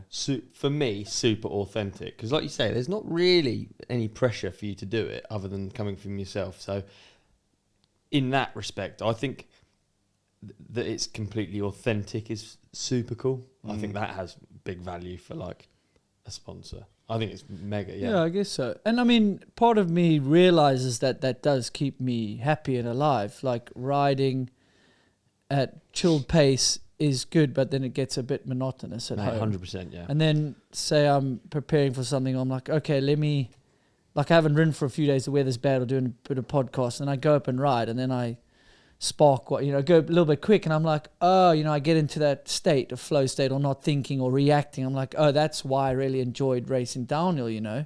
It's getting out of your own head and pushing.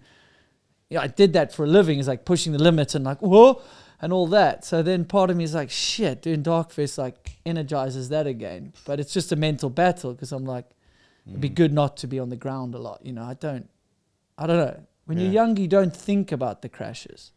When you get older, you're a bit like, that'll be annoying to crash there, and you got to deal with the injury. And I think it's a big part of like the reward of riding. If you've made it to be like you're one of the guys that tries something or does something, it becomes like a thing that if you stop doing it, it does become quite like I want to scare myself if I go riding. Even though I'm older, I'm not scaring myself in the same way. I still want to do it. You're chasing that feeling, yeah. It is rewarding, and it is exciting, and it's adrenaline. It's endorphins that you get, dude.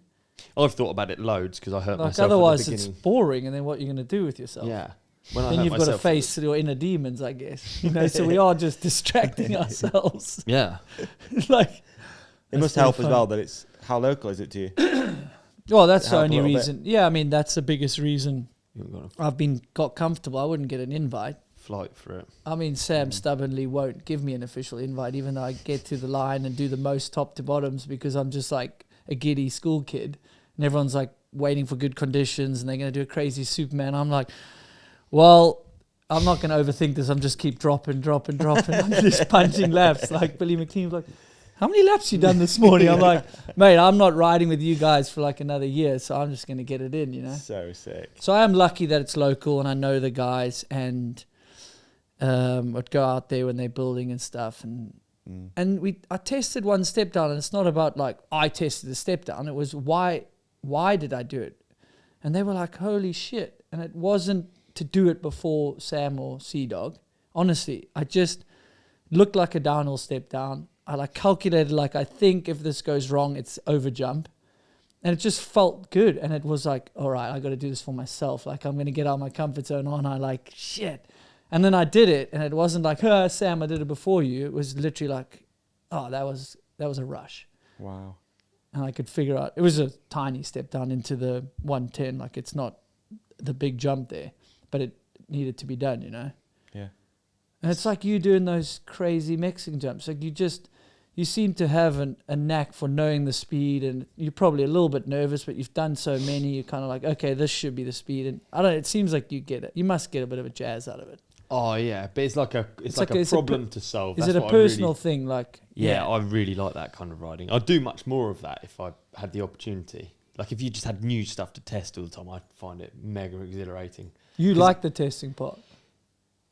Yeah, I mean, I'm sure anyone who tests likes and hates at the same time. But Yes. I like it because you've got to work it out, which I think is really cool. It reminds me of like climbing, like a climbing problem. Yeah. You've got to sort of science No, out. totally. Everyone asks, how do you figure it out? And there's so much bro science and gut feel, and Yeah. you got to trust it, but you got to go, no, that's not real. Like, this is the speed. I That's don't wanna probably what jinx will go myself, wrong. but Yeah. largely, you Touch land wood. about that far from where you think you're going to land. Like, it happens really regularly that you go exactly, like, you go through it so many times in your head that it goes exactly as it, until it doesn't. Yeah, I mean, you do get it wrong as well. Yeah. But I'm always Wicked. amazed, though. Quite often it does go exactly how you think. Like, I'll want to go a bit short on something that has a dangerous run out, or I'll want to go long on something. Yeah, or that keep the has- nose up. But I mean, Yeah. that's subconscious. Like, I think that's a subconscious thing, Yeah. and conscious actually, and also you're literally kind of visualizing it. It's like Yeah. in life, you do anything. You visualize something going bad, you bring that into Yeah. the forefront. You visualize it going good. Often it goes I like find it that. mad, those moto dudes hitting stuff first time. Yeah. And they'll just be talking about gears, Yeah. you know? Yeah. Oh, like Oh, I Red think Bull. that'd be like- What's that big one with Tyler? That Yeah, thing. yeah, Imagination. Imagination. Yeah, because like the room for error there gets a bit greater if you're you like wa- 2 miles off. Yeah, and you watch them talk about it, and they're like, yeah, I think like third, like, yeah. But eventually, and it makes sense. Yeah, It- and the other it one's sounds like, really? I was thinking, crazy. really? yeah, it sounds crazy, but it's like you need this subconscious talent to take over. Like, they need to block off the thought process and just, it's a subconscious, like, okay, it's the brain's like, I need a little bit more rev at the top. I mean, Yeah. that's what's happening. If you think about it, you're like, okay, it's third gear, it's 3/4. It's like, you could really cock It that. sounds helpful, isn't it? It's Oh. really impressive when you think about it, that stuff. Really is, Yeah. isn't it? Especially like when you go and see a jump that big as well, you can't It's even disgusting. comprehend in your mind, like, how the hell would you get, like, But DarkFest looked like that. The first yeah, few no years. doubt, dude. No, A 110 foot or a 90 foot jump is So going the to look the same. 90, so the 90 was called the 90, and it was like broke the internet, right? Mm. Then those dickheads decided to build a 110, and it's next to the 90. And then you look from the top of the hill. Then you go, you just jump in the small one. What, the 9? Yeah, the small one, because there's this big one here. As your ape brain is just like, Yeah, now it's smaller, it's yeah, safer. it is honestly look smaller because it is a little bit more forward Dude, to the it's same safer of landing. The two options. It is the safer, and it is the smaller one. Yeah. But it ain't a small jump. No. But it is the smaller one. Hey, So you're doing the small one at DarkFest. It's 90 because those guys are doing the 110. If you put a smaller lip next to the 90, would it make the 90 scarier? If you put in a 60, Yeah, Yeah. probably. would it then, yeah, I then guess when so. you hit the No. 90, you'd be like, whoa, it's Well, the 90 again. No, the You'd 90 bring it back is up again. dude. The Yeah. other thing is the 90 is like that every time. Yeah. Even if I've done it 20 times. Well, for me, I don't know what those. I just am a little bit. You drop in, and those moon booters as well. Like every time you drop in, like sometimes, like, am I just gonna fly off my bike? Yeah, because it's like quite absurd, the speed and the lip. And then you like land. You're like, okay, that was a really unnecessary thought. Like, I'm fine, and it's the 15th time I've done it today. But you jump in with a little bit of nerves, for me at least, each time. Not instead of trails. Once you've gone to the trails, it's like, okay, it's just the trails, right? Until you tag one, you're like, okay, I've messed up. Yeah, but I did Yeah, a backflip anyway. the other day, and I was like, I don't know how to do this. Like, I've done them recently, but I haven't done one on a hardtail, and I was like, I honestly don't think I know how to do this. I'm going to have to like fool myself into trying and then working it out when I'm up there. Oh, really? So then I'm like going through the trails. I'm like on the jump before I'm like, right, fuck it. Let's actually do it on this jump. And obviously it goes fine when you're there, but honestly... But your brain didn't think it was... Because you're when going I'm at the worst top, case. I'm just like, well, I don't know how to do them anymore because it's been... No, you haven't done it. You haven't demonstrated I you've haven't done them for a while. Yeah, backflip on a... Muscle memory's still there though. Just Yeah. It's remembers, crazy, yeah. flips it round. It's such a bizarre thing, like to have doubt in the moment, but then... It does it. It must be, imagine well, I like mean, doing a slope style run. Like doubt's what's going the- on as you're going down the Mate. course in your head. Like that must be so gnarly. Just like pop, pop, pop, pop, pop. They can Yeah, pick I up don't good think- computers. Yeah, I don't... Yeah, that's... Yeah. Doubt's good, though. It makes you kind of concentrate, you know. Yeah. If you get complacent, that's when the crashes happen, i.e. some of these older ones I've had. That was just being cocky and it's complacency, you know. Yeah, it's true. Yeah, Not it's thinking through the speed, not thinking through the pop or anything. You know, doubt makes you, I think, concentrate a bit. So Yeah. the actual question was, any advice on pushing your limits on a bike in your 40s? I think we've probably gone for a while without getting to that. Is there any advice? No, we did. We said, like, I think building up to it. If Building you're up, saying perfect. 40s, Yeah, you he did. might be You're a bit right. doubtful that he should be pushing or he's a little bit nervous or he's lost confidence. I think go back to basics. Yeah. And Really everyone go loses back it. to basics. Everyone loses confidence. Don't Oh, worry about it. Top boys as well. And Yeah. we've just said the top guys, you doubted doing a backflip, you've done a million. I doubt all sorts of stuff still. So, Yeah. yeah, if you're worried about a section, someone else is as well. Even at the pro level, Yeah. those guys doubt that they're going to get through a section clean or that they're fast enough. Like, Yeah. it's normal. All those things in his head, like everyone's going through. Yeah. Great advice. Hopefully that's This helpful. is a great second question too. Brian Curse, what will it take to get a downhill event in Cape Town and or a slopestyle event like Crankworx? Money. Money. I've been asked before. There's an awesome guy doing a hell of a lot of good work at Pole Trails where I was really lucky enough to consult and help build a signature track that I did a project on that hasn't come out yet. And the landowners and people part of that company have a goal to get World Cups back there. Wow. But it takes a lot of planning, it takes a lot of passion, it takes a lot of money. So I don't know the ins and outs, but it can happen. We have the facilities, we can build the tracks, that track can work. It's long enough, it's got elevation, that's on the downhill. XC can definitely work, and then it just takes passion and a lot of money. We don't have the tourism boards like in Innsbruck has these private companies, and then they work with tourism, and that's how these budgets work. Yeah. But I don't know the ins and outs of the numbers, but it could be I feel like it could be 20 to 30 grand just to put the bid in.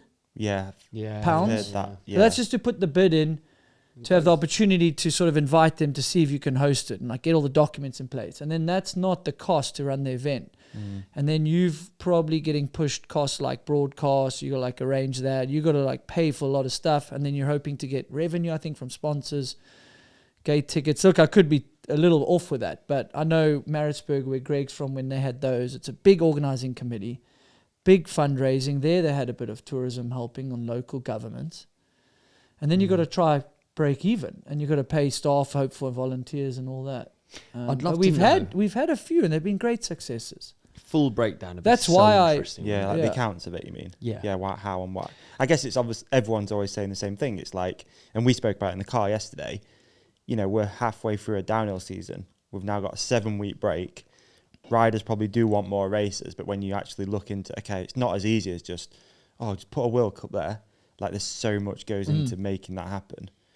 But, yes, it is, from a spectator standpoint, it's kind of bit shit that it's Well, like, there's not enough. there's not enough races. Yeah, and they're and, all, and obviously for a racer and whatever, they're all in Europe pretty much, apart from two. Yeah, I mean, there's rumours there's going to be more next year. I think we've got to be thankful to all race organisers, whether there's 7 World Cups or 6. Like, they've been getting a lot of like shit from people, Yeah.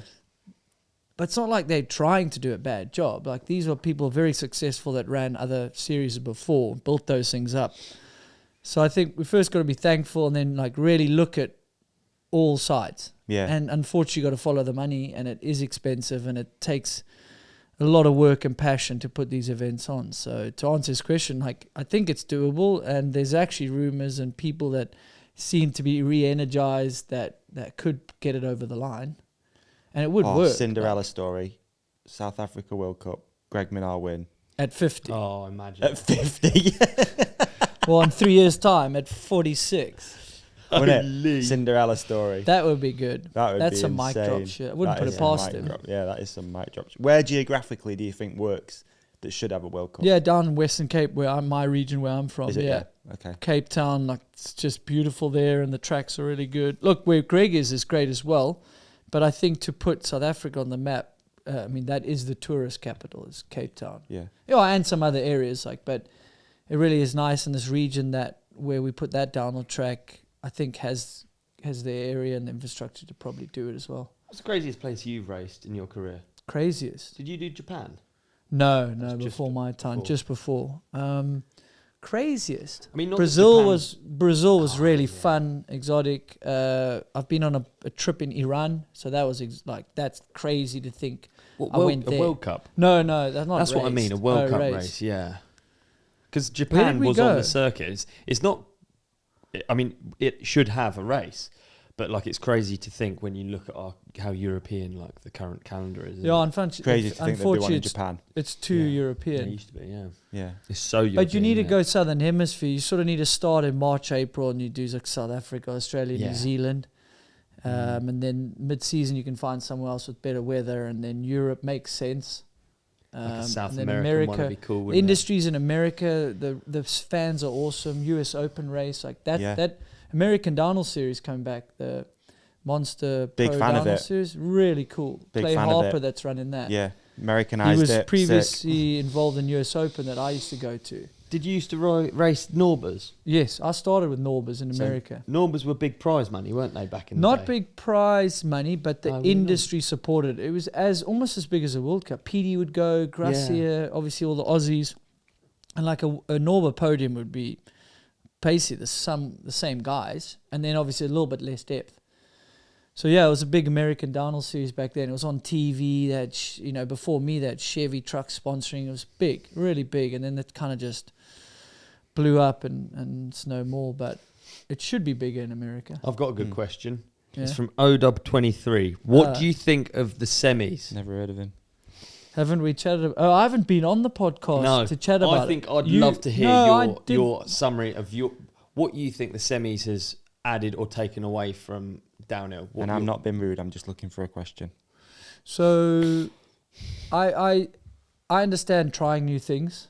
I understand that maybe the current status quo wasn't the best. I can totally understand that. I can see, from my side, I can see why they did it. Yeah, it looks to me that they want less people in the finals for broadcast. Whether you agree or you don't agree, I do think broadcast needs to be a tight package, less riders, and build stories. The challenge that we saw with the semis, I don't think you got the correct 30 in the final. Meaning, so like Leger, prime example, Dylan Maples qualified 4th. He clearly was fast on the track. He's earned his way. Then now you go and do the semis again. He could either crash flat. He crashed, you could say it's his fault, but now he's got to prove himself twice. Or he could get a flat, and he doesn't get to race the finals. So I pitched this to Bernard last year, April, I think. And I thought if the organizers need to be 30 in the final, if broadcast is making those decisions, then I think there's a fairer way to get there. And I called it the LCQ, borrowed from motocross. Love it. And he loved it. I've pitched it to quite a few team managers. How would it work? And what it will be is qualifying. The first 30 go straight to the final. So Dylan Maples, for example, he was on Commonwealth Muck-Off, he would have gone straight through. So he's in the finals. Then you take the next 30 to 60 that didn't make it, like normally, 60 would make it to the final. So there's 30 to 60 from the quali. They go up again, and they have another race run, and say the top 10, 15, you can obviously adapt the numbers. They have a second chance to get to race themselves into the final. Then you have the final, and I'd like to chat to them and sit in the room, but I liked when you came to air with a pre-show and a hot seat run and kind of set the tone. Now we went in, luckily Greg had a really good run, and he sat in hot seat. But often the 30th rider is not going to feature. Mm. So maybe you do 25 riders on the broadcast and there's 15, 20 that are at the final. Because on the day, sometimes you want to see, like if Aaron Gwynn comes back from injury, is he going to be top 30 pace? I don't know. Hope so. But if not, I don't see him on the final. If I drove to the event, I want to watch Aaron Gwynn coming back from injury. Greg Minnaar only just snuck into the final. I personally am hoping for more people in the final. But your question was the semis. Mm. I think they tried something. I think the riders don't enjoy it. I've seen the fans don't seem to enjoy it because what's the story there? You're sort of having to risk it twice and you're losing people that should be in the final. That is just what has happened. Yeah. And I like the LCQ because I think it's a fairer way to have less people in the final, or the fairest way to get the correct fast 30 on that track in the final, or 40. I think there should be at least 40 in the final, maybe 50. See, I like... Because we're losing riders. Benoit Coulange is prime example. Like, battled to qualify for a while, finds his feet. Sponsors still backed him a bit. Now, are sponsors going to back you if you're not in the final? Eventually, they're like, dude, you're not making the final. That's where the TV is. Like, yeah, you're a semi-final rider, but you're not a final rider. Like, that's a challenge. So I really think that's one way to be fair. I'm not saying it's the golden best solution, but I really back the solution. I'm passionate because I think we're going to lose riders in the industry. Yeah. And in their defense, like, again, I'd love to just work with them and have the conversation. I don't shit talk on them. They got a very difficult job.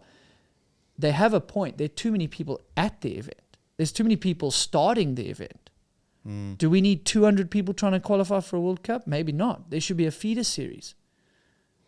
Like IXS Cups or the Norbis series. Like, and what will you qualify through that? Yeah, in my mind, but I think you have to build that up first. Have a point structure, a way. If you're going to start cutting people, like, you have to tell them, okay, in 2-3 years, it's going to be harder to be here. You're going to race these. And, like, imagine a race 2 weeks before Leger. You can earn a spot. Okay, cool. There's 100 cards. Like, there's all sorts of ways to do it. So it's a long-winded way to say, I think they tried it. Like, I understand why. Like, it didn't seem a negative to try it. But the riders, like, I haven't heard any of them really stoked on it. Yeah. And to me, like, they're your asset. I think you need to keep the riders really happy and the teams happy. And then there's an ecosystem and fans. Because that's ultimately what's going to... And that's what I was going to say. And remember, be grateful. Like, these people are putting on an event and they're putting heart and souls and pumping a lot of money, and Discovery's pumping money in here to try grow this for the long term. I think everyone should work together. Yeah. I feel like you talk from a rider's perspective, but like, even from a fan's perspective, I was really excited about more racing. And then it's become apparent that it's, like, quite hard to follow. Yeah. And I remember back to what was it on the live broadcast, was like, racing had gone on before we went live, kind of thing. Yeah. And there was something fun about tuning in and finding out who was going to be in the hot seat. Like, so that was cool, wasn't it? You weren't seeing that as a negative, the old version. The old version I wasn't seeing as a negative, no. Because that is, when I take the rider, previous rider hat off, and I try go to broadcast, and I've been in commentary, it is a tough sell sometimes. Same at Discovery, it's like, what do you mean 20 riders have gone down and we're not going to show them? What if one of those guys wins? Yeah. But the catch-22 is when they come with 30 riders, they show Greg's full run because they've got the time. Then they go to 1 minute intervals because of the package, and then you don't see the full run anyway. So if someone qualified 28th, you live don't see his full run. They can pre-record. So I'm thinking, like you say, if you're coming on air, show me the full hot seat run. Yeah. At least if that guy wins the race, you got his run. Yeah. If there's another guy that's second and you don't really have his run, like, thank God you got the winning run. But most likely, if you've done a quali and you've done a re-rank on times, you can re-rank the guys for the final that you should have a really good running order. I think you should re-rank. Like, say someone goes for the LCQ and he gets first in the LCQ and his time's 7th best for the day on the similar conditions, then put him 7th off. Because you want to build the crescendo to the end. Yeah, definitely. I think it's a great idea. Like we chatted, it was last year with Bernard, loved it. I told Jackson about it, he really enjoyed it. I've sent it to a few team managers and I was open, like, I'm not trying to make changes for the sake of it because I think this is a good idea. I think it's a fairer, safer way to do it for the sport. Yeah. And I'm hearing there might be changes. Maybe they're similar. Maybe they heard it. Maybe they didn't. It doesn't bother me. Yeah, but just it's important protect that the sport. Protect the sport. I think there seems to be that riders don't have much of a voice when it comes to this. That's what from my side, it certainly seems that way, Davey. Yeah. I think you're right. So someone stepping up who can have these conversations. You know, I know Bernard spoke about it before, about the riders' union and this and that, but nothing seems to materialise. So it's going to take someone stepping up and being like, no, we need to make this happen, whether it's a rider that's currently racing or someone like yourself that's like doing something different with the sport now. But someone's got to have a voice that's got to and I like to play, present these ideas. Yeah, I like to play devil's advocate because, like, if you're just a rider currently, you have no idea to look like from broadcast or the money side. Like, I'm like, hey, you've always got to also follow the money. Yeah. Like, these guys have constraints, so I'd love to sit in the room and go, what are the constraints? Yeah. And then what are your goals? Okay, you guys clearly want the sport to flourish. You're super smart, like, but maybe there's a blind spot. Is there a way to compromise? Then the riders are a little bit more happy. You guys are still getting what you want. And we all win. You know, like F1, everyone wins from the TV package, totally. right? And having the riders stoked is the optimal thing because without them stoked and wanting to be there, what do you have? Yeah, Do you know what I guess I probably have a bit of bias, don't I? Being a former rider, like, Yeah. okay, we don't want to lose people in the sport. Like, I'm trying to protect the riders, but maybe that is fair to protect the riders because Totally. they are the asset. That's the They risking they're the life show. and limb. Yeah, totally. Mate, it's so interesting because, like, if you look at Hardline, it feels like with that, you get the vibe definitely from all of the content that comes out around it, from vlogs and stuff, that the athletes are excited, and it's like, I don't know, they're just more of a, I want that vibe at a World Cup, but it's like, how does that happen? I don't know. Maybe it is there within the thing, but you don't seem to see it the same. Yeah. And I think certain videos do a good job. It's very tough to compare the sport to other sports, and they like to, or people often try compare it to F1. Now, we just went to an F1 It's a bit place. different. But why? But if we break down why, you've got 10 manufacturers or 11 or whatever's on it. So it's 10, say, with 2 drivers because of how damn expensive it is. So there are only 20 drivers, and the winner comes from there. If there were 50 drivers on the grid, it'd be a more exciting race. Maybe there wouldn't be Verstappen always winning, or you wouldn't know who's getting 5th or 7th. That's downhill. You have way more manufacturers, factory teams, plus you got third-party teams hosting riders that have made names for themselves. Say Brooke McDonald, he's got a big fan base, so that's good for the sport. So how many riders are legit enough to be at a World Cup that could earn their right to race the final? Maybe 60 now in the modern day, we need to decrease a bit, but how do we decrease the number and not lose people, you know? So it just seems like it's tough to compare it to that. Yes, the winner doesn't come from outside the top 30. You could go look at the stats. Yeah, but on each track, it's a different top 30. And like there's how many guys can win a race now? 10 years ago, you're like, nah, out of these 5, they're going to win this race. And out of these 12 people, this is the podium, probably.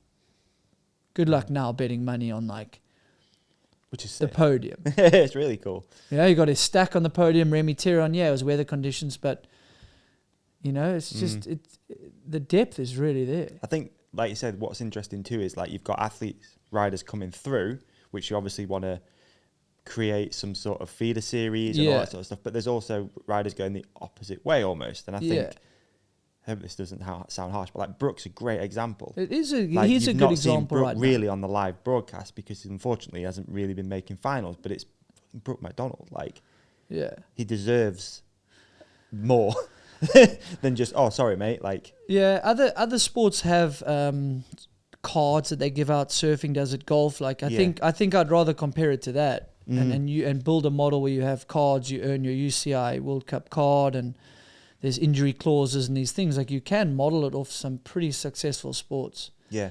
And then from there, someone like Brooke can say, oh, but he's not quite on form. Why is he here? It's like, but he's earned his way. Yeah, totally. Greg Minnaar, why do we see him in the final? He seems a bit off pace, so he's got an injury. But you want to see him. Olly wants to see him. I want to see him. We almost didn't see that. Yeah. because he was 30th. It's like, damn. Yeah. So there's rules and you can't win them all, but maybe Greg would have had a lifetime exemption by now. The most winningest rider, Tiger Woods, literally can play any tournament. He literally pitches up, misses a cut, I'm watching for 5 hours. What's Tiger going to do? And that's kind of what Greg has earned. That would be cool. Gwyn as Gold well. card, yeah. Okay, so Gwyn's coming back. 5-time overall World Cup winner. Are you telling me he has to qualify to get into the final? Yeah. Just put him in the final. Let's see how he does. Give him some reps to get better by the end of the season. Yeah. I don't know. Yeah, mate. I'm just riffing, you know, like... I was going to say, though, like with Supercross... I got utmost respect for the organisers. Like, I might have come out the gates, people maybe think I was a bit harsh or opinionated. It's like, I just want everyone to know I'm just there to be devil's advocate, to try You're help dropping the the sport now. Yeah. Conversation. Yeah. That's what Fair you have your enough, platform yeah. for as well, Yeah, right? fair enough. But also, it's like with Supercross, you see these riders sort of like transition out of maybe... It's always difficult drawing a total parallel to Supercross, but riders transition out of being AMA Supercross riders to go ride these different events Yes. around the world. But unfortunately, with Downer, we don't really have that. Yeah, you got your hard line, but you need an invite or like, you know... I was thinking of like Dean Wilson, still a massive draw, and he just goes and races a race in Brazil. Like, yeah, go earn some extra money. Yeah. People want to see it. There's content coming out Yeah, of it. maybe that's where Crankworks can really Exactly, build something, and Yeah. Hardline as well, or another race series or Pro Downhill series. Yeah, exactly. Just somewhere where these riders can go and still... Yeah, be what does the active. feeder series look like, ideally? What would you think the feeder series would look like? Ideally. Well, like from scratch, or if we just pick onto one. Well, I think maybe it's fairer, just off the top of my head, maybe it's fairer to have multiple. But you've got to... regional. You've really got to relook at like the world ranking points or something, or just offer some berths from the Pro Downhill series. People that aren't in the World Cup series, the next few get it. Because like if you say the top 10 get it, and then all the top 10 is like Grin, Lucas Shaw, Dak, like, okay, well, that's really hard to get to a World Cup. Well, they have slots. So the next 5 that aren't there, they can earn their way in. Then IXS is a really successful downhill series presented by IXS, but it's basically the European series. So there's a way there to earn yourself in. So that would be really cool to do that. I mean, in other sports, I follow like lower leagues, like basketball, for instance. Not lower leagues, but like I follow the alternative league because it's exciting in a different way, isn't it? You know, it's like, or college basketball, for instance. You know, you're watching a different level to what you're usually watching in the NBA or whatever. Like, how could you do that in downhill? Yeah, the problem is it's so hard to film and Yeah. present something. Yeah, it just costs so much, doesn't it? Well, It's- yeah, it's just back You've to got a the, sports back to the hall, money. one yeah. camera, Yeah. massive Jump hill. It's Yeah. so hard. No, it's very difficult. It's so difficult. But you know, these feeder series and being clear about the pathway to the World Cups, if they're going to limit the numbers and the entries and stuff like that. Yeah, look, it's not an easy puzzle to solve, but it's chicken for the egg, and maybe it's not which one first. Maybe it is, hey guys, can we just fix the feeder series before we start sort of dismantling pushing the numbers up. Yeah. Like, I'm not in the room, so I don't know what their goals are and stuff, but it just, like, from the outside seems for broadcast they've got 30 in their head, 10 for the women. I think they can see that they need more than 10 in the women, which means they probably need more than 30. You know, there's 200 men starting down to 30, 180. 10 just doesn't seem many. And then 10 for the women is being a challenge because all the juniors coming up, old riders from injury coming back, and yeah, that's super tough. Yeah. Not an easy puzzle to solve. No. It isn't, is it? I always think about like trying to... But I think the story, dude, if the LCQ, like, I don't know, maybe I'm biased, we can hear in the comments, but imagine Loic Bruni's had a crash. You could even take away protection. I'm not saying you should, but some riders have said, we want a world with no protection. Like, this isn't fair. Because if you're gifted to the final, yeah, you've earned it from last year, but you've got such an advantage, man. Like, you know. Yeah. So anyway, so then Loic Bruni's had a crash, Greg's had a flat, Bernard Kerr's flown off the course, but he's fine. Shit, they haven't made the main yet. They haven't made the final yet. They've got to go up a gate. Man, I'm tuning in. Love it. There's 10 spots, 20 dudes I know, plus the other wildcard juniors that are flying, or wildcard youngsters. Like, how how hard are they going to go to try get in the final? Mate, I love because it. now it's like, Sick. you don't have The to day get top before, 30. You just got to evening. get 10th. Yeah. Sick. I'm with you, dude. I watch more. I will watch more. Like to That's what I me, think like about. that's a product, which I'm like, but your goal is a product. I'm just offering you another product. Yeah. Mate, the LCQ, it's good. And you televise it. Yeah, night before, Yeah. evening. And, you're getting Ish. another run on the track. That's an advantage. Like, dude, if you're a racer, you don't want that run. You just want to like rest, walk the track, done your work. And you've earned that because Yeah. you made it through the first round. Yeah. Yeah. That's a long-winded way of semi-final. Mate, Sorry, guys. the Supercross package does kind of work. From a fan perspective, the LCQ is super On exciting. site. Because you want to see it. You Yeah. want to see who makes the main. And they don't get much respite in between that and final. And there's only like 2 that go through. So it's always like, who's in third, who's in Exactly. fourth. Now it's like the hot seat Maybe will it be should be who's in... mass start. Whoa. But I mean, imagine the hot seat's not a hot seat. It's who's in the bubble, the 10th place. Someone kicks him out. Damn, I'm not in the final. It's I good. don't know. It's great. I'd watch more. I'd watch more. So how ironic is that when we were Thought you offered thought that when it more, was semis. we were You don't offered, watch it. No. we were You offered can't more. see it. No. Well, when you could see it, how ironic. We were offered more racing as fans, and we're core fans, and we didn't watch it. Yeah. That should say something. Yeah. I did start watching it. Some people loved it, and some people complained about more racing. I mean, that's quite a 2024 problem. True. Well, if you don't like it, don't watch it. Like, that's not a reason to cut it. Yeah. Just because people are like, I'm not going to watch it. I'm going to watch the final. Well, whatever. It's like qualifying. Okay, we can't always compare it to F1 because then people take all the rules from F1. But people that are core fans watch everything, right? The simplicity is what works in downhill. Simple. Yeah. You can explain that. You can understand that. So if you just add more people, but like it's not the end of the world, is it? Like I You can tune personally into the don't last think. 30. Yeah, you just tune in, and then when you're on site, there's a few more people on practice. Like 30 is quite. When you watch morning practice, there's not many people there. You know? yeah. True. Oh, yeah. I like the LCQ, And my big man. question is Gwyn coming back? I think he's on the start list for Crankworks. Oh, really? So that's a warm-up race, which is good. Yeah. But I think it's fair to ask, what is his form going to be like? And what does that mean if he comes back before the end of the season? So then it takes him longer to get back. If he doesn't make the final, then he gets one less race run. And like when you're racing 3 races, you're just subconscious building speed. Yeah. You miss a race or two, it's like being at home if you miss the finals day. Like the pace just goes up. Yeah. You heard it here first. Good fantasy tip off Andrew Neethling for the downhill. What is? Aaron Gwyn. That's a great fantasy pick for your team for the race companion Oh, yeah. for downhill. Good point. Crankworks. Whoa. Oh, for Crankworks. Yeah. Yeah. Exciting. All the down. Yeah, but all he'll the be UCI. expensive. Is he cheap, though, because he's injured? Who knows? Okay, we'll go look. You better adjust the price. Log in and Otherwise, that's find out. expensive. Yeah, let's do it. We should plug that. That thing's awesome. Yeah, you guys have done a okay. great job. Appreciate it, man. Thank you. So we got a question from Explosive Club. I don't know if this is. Have you ever felt that divine intervention has saved you from a biking accident? I think it's a great question because I actually feel Had So some what? divine A greater intervention. power has helped me from getting injured. like you just think how that was How too 1,000,000,000%. lucky. Yeah. Go on, let's hear one. Well, the one I posted from Val de Sol, did you see me flying over the rocks? No, talk us through it. Put it here, producer.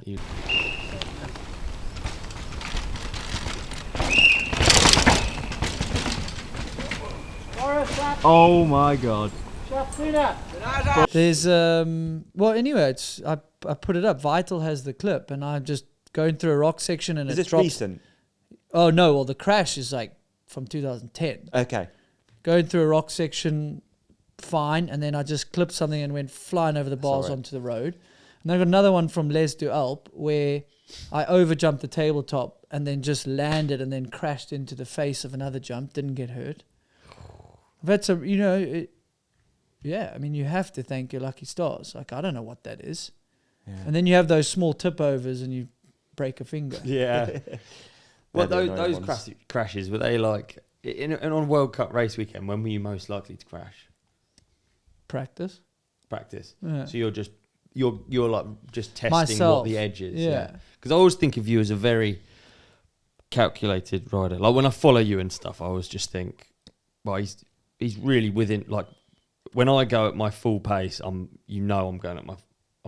going as fast as I can.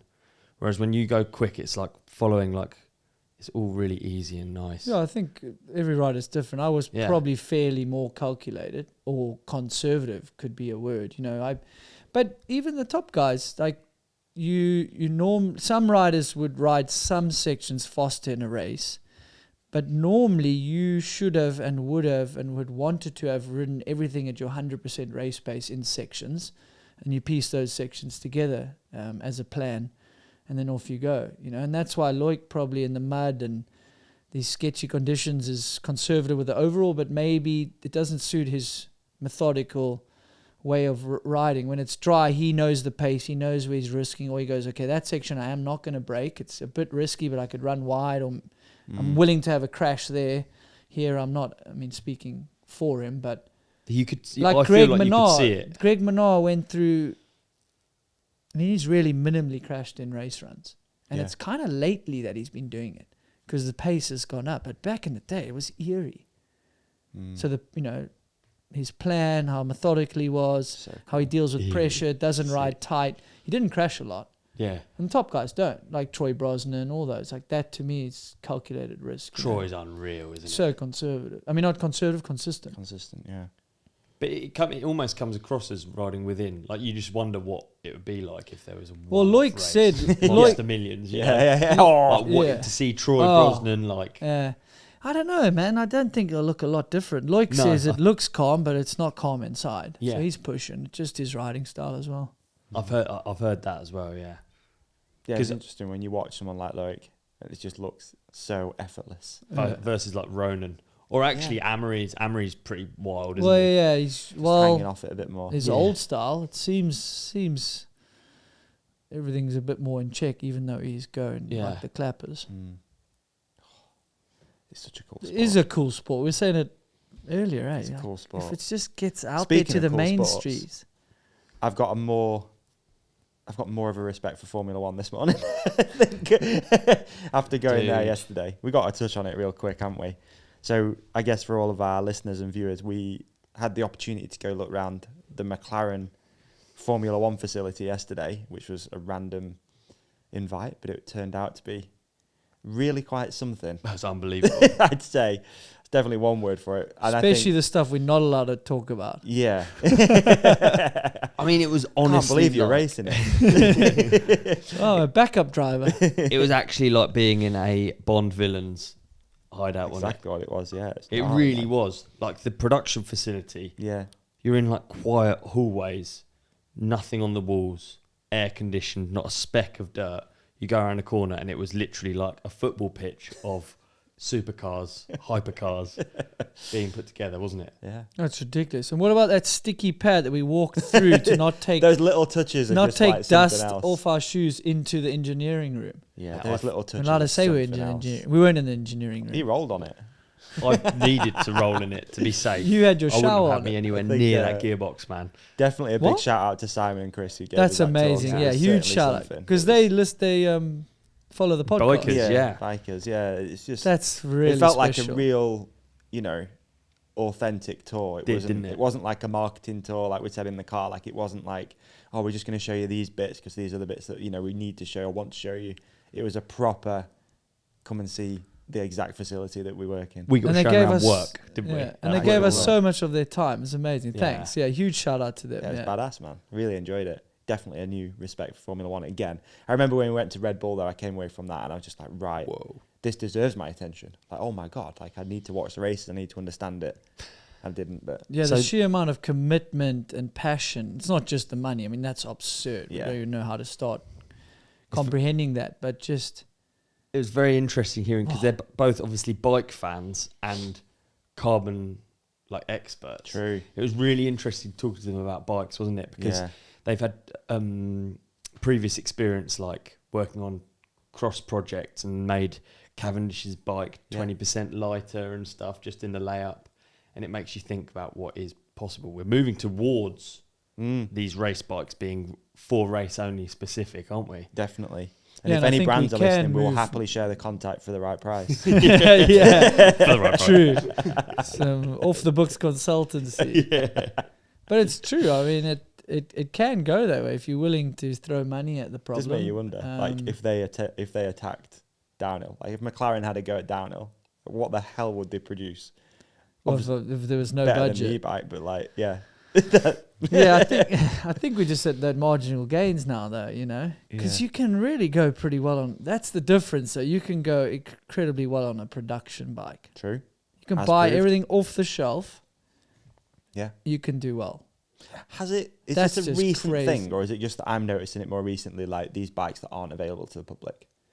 So we've got Loic, Bernard, well, a Specialized, No, a like Pivot. pre-production would happen. Prototyping and pre-production, you'd race it early. The brands will do that, and then it'll come to production. Specialized might never bring that to production. That's somewhat newer. Right. Okay. Not everyone has done that. Yeah. And Norco too. I guess that's something that's totally. Yeah, they're starting to do that, but that they'll probably develop it and then it goes into production.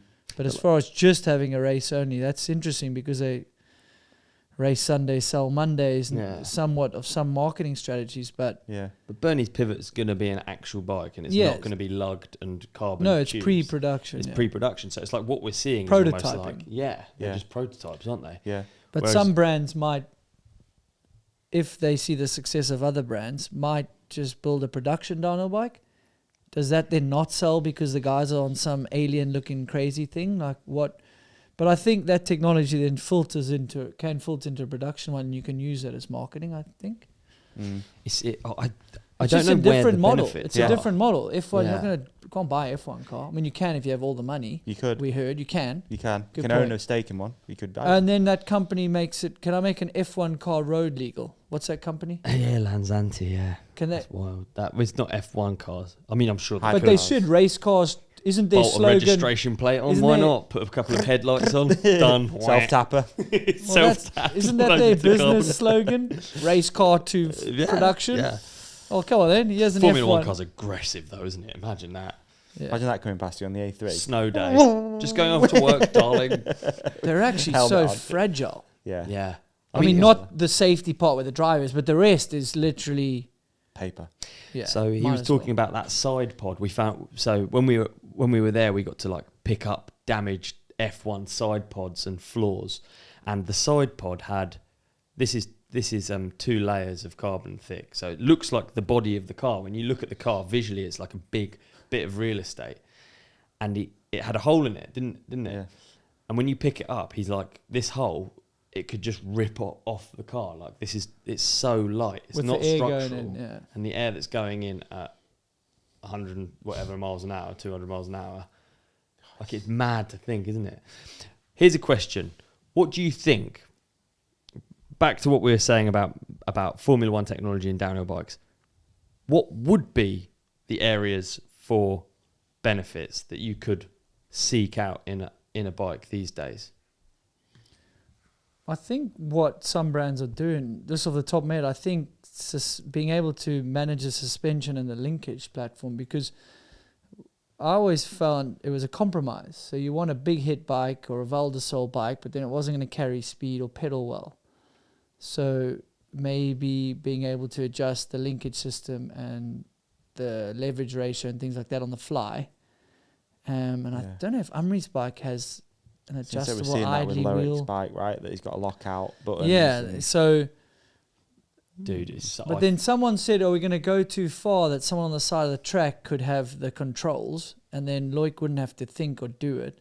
Someone could be like, okay, you're on the motorway, stiff, okay, with a laptop. Like then we Like like beacons all the way AI, you down. know. Then have we gone too far? Is it going to take the corners out of the racing? So I think it's how interesting. far could it go? But yeah, I mean, I think get rid of the derailleur. Get Like rid of the properly derailleur. this time, so you don't in the chain, like so those mechanicals are done. Oh, and why do we still get flat tires? Actually, yeah, And get them in F1 as well. Yeah, that's pathetic. Did haven't you We're in worked out. 2024, smart Nothing's people. lighter than air. That's what it is. I Yeah, think it's it's pros interesting. and cons. It's pros and cons. You go put a moose in. Yeah, I Doesn't think it's pedal well, it's interesting that heavy. there's no clear path. Like how you make a downhill bike quicker is like really complicated question. For Yeah. a Formula One car, you can be like, you stick it to the ground and you make it as powerful as possible. I'm being ridiculous here. I don't even really know what it takes to make a Formula One car best, but I reckon I'm not that far off, eh? Yeah, it's a lot of variables in downhill, isn't there? Yes. For the top of my head, I think having really efficient suspension and maybe in the long run, I don't know. I just said that right now. Maybe there's a way to adjust the leverage ratios to the different tracks, but then sometimes it happens so quickly. You know, it's not like Leogang where it's this style, then the motorway, then the this. Or Fort William is rough, carry speed, woods, then a motorway. That's cool, but sometimes it's just chaos the whole way down. You know, We haven't seen a great deal of aero, despite the track average speed going that's up. interesting, because when I was on Trek, we went to the wind tunnel. Yeah, I was I going to tell remember. him yesterday. Front cover of Dirt, wasn't it? Yeah. Oh, wow. So we did some of that, and Would you be at air tunnel with baggy kit? when then? Did no one go, oh, maybe the kit?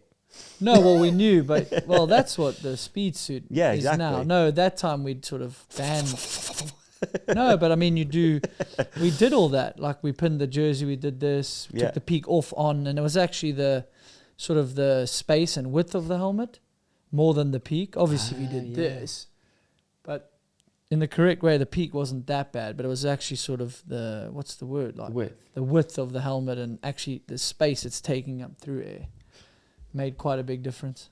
I'm having this. I'm imagining like working so hard on a bike, keeping it aero, keeping it stuck to the ground and stuff, and then you hit the first World Cup. You're on the last straight on the motorway. You know you've got the fastest bike. You know it's the aero bike, and then you just. Do you remember Was it Coulthard in Le Mans when the Mercedes flipped? Oh, shuck, You yeah. hit the jump and all of the fins. Well, and like, it wouldn't go that way. It'd just It's go just- this way. It would go this way. Because we did it on the wheels and everything. We had, like road deep there. No so we way, tested it yeah. all. And it was just horrendous. We were doing Really? it for Just a Canberra sail. World Champs one so year. there's a limit. Yeah. Right. There's an aerodynamic limit for downhill. Yeah, and we had mountain things off the biking. back of the fort. We're testing all sorts. Those number boards. Cool, that. Then the wheels, but the wheels were like, we're not running those. It's like, I don't care if they're fast. Like, if you just hit a jump with a bit of wind, it's like, phew, see ya. But I think we've gone almost, like, you can go too light now and downhill. You see some of the bikes are heavy again. Made me think, like, Amaury's bike's quite meaty, I think. Kind of know.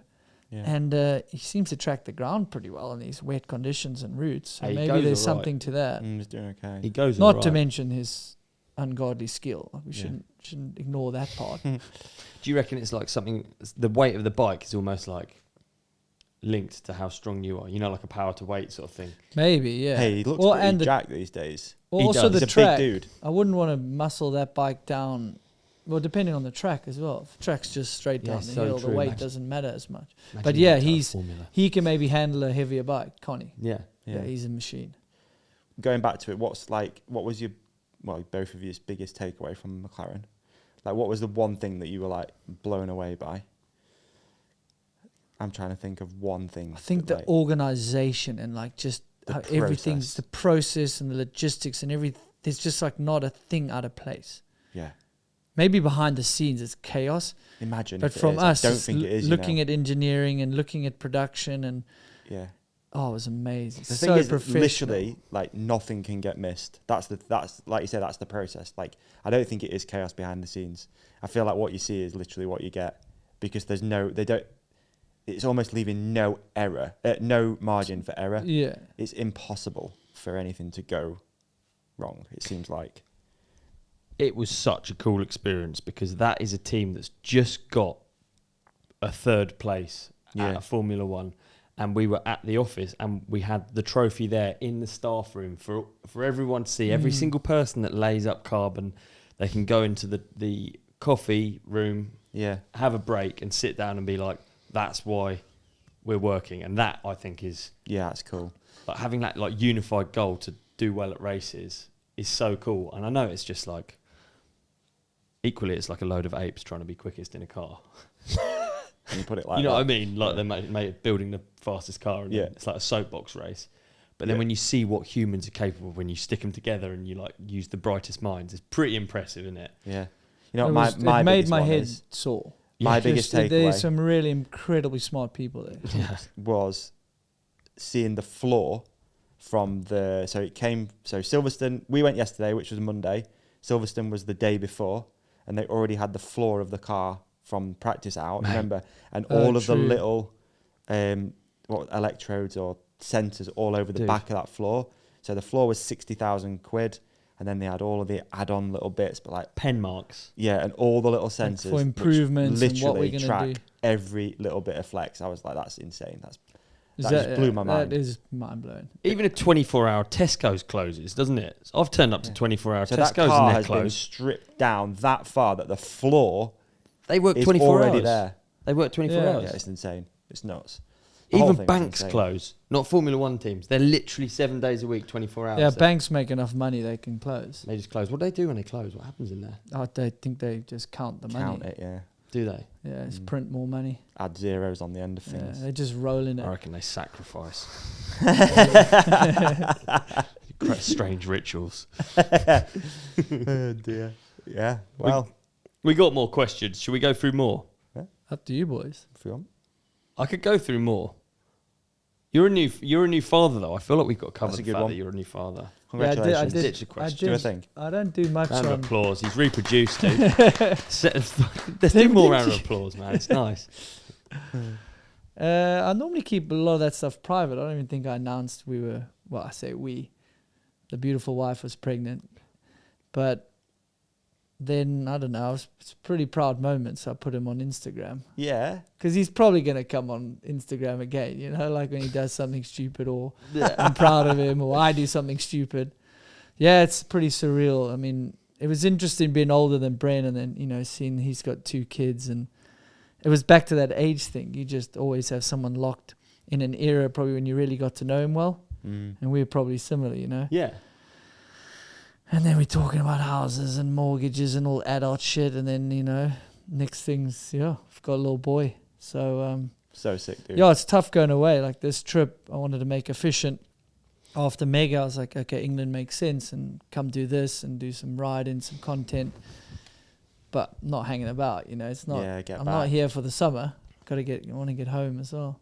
Have you Really had- puts things into perspective, I must say. I really appreciate just different things straight away. It's Really? It's instant. that instantaneous. Everyone tells you that until you have one. Mm. Just seeing him, you see him for the first time. It's just like, "Phew, okay, life's going to be a bit different now Wow. in So- a good way. So, what are the unforeseen changes that you've experienced What? in The unforeseen. adulthood and fatherhood? I mean, it's only been a couple of weeks, yeah, dude. but it's a lot, man. It's a lot for my wife. Like she's doing incredibly well, but it's a lot.